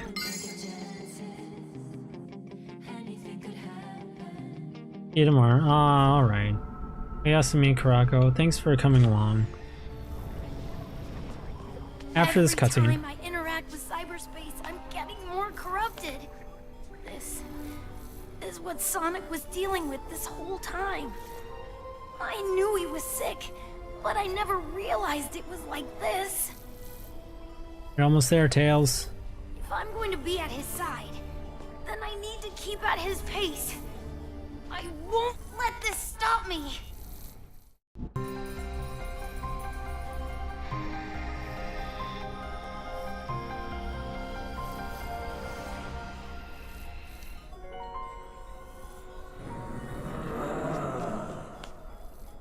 You never stood a chance against Sonic. Now you're up against all four of us. You should have quit while you were behind.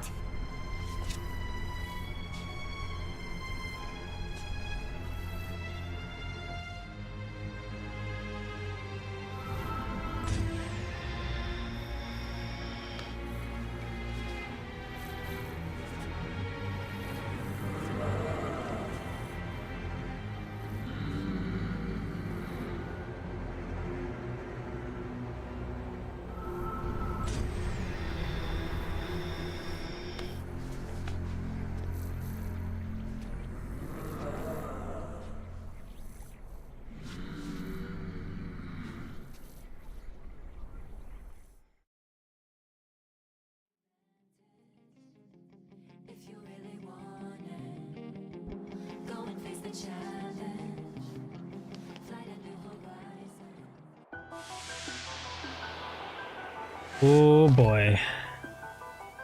This is gonna be for tomorrow. And that sounds like fun! Tails will be playable later. Feel free to progress through the game and return to Tails later to complete any unfinished task. But oh boy, is it gonna be... Trial Tower was unsealed and can now be ascended. Sorry I'm keeping you waiting on that pad. I'll get to it. I just gotta wait for these cutscenes.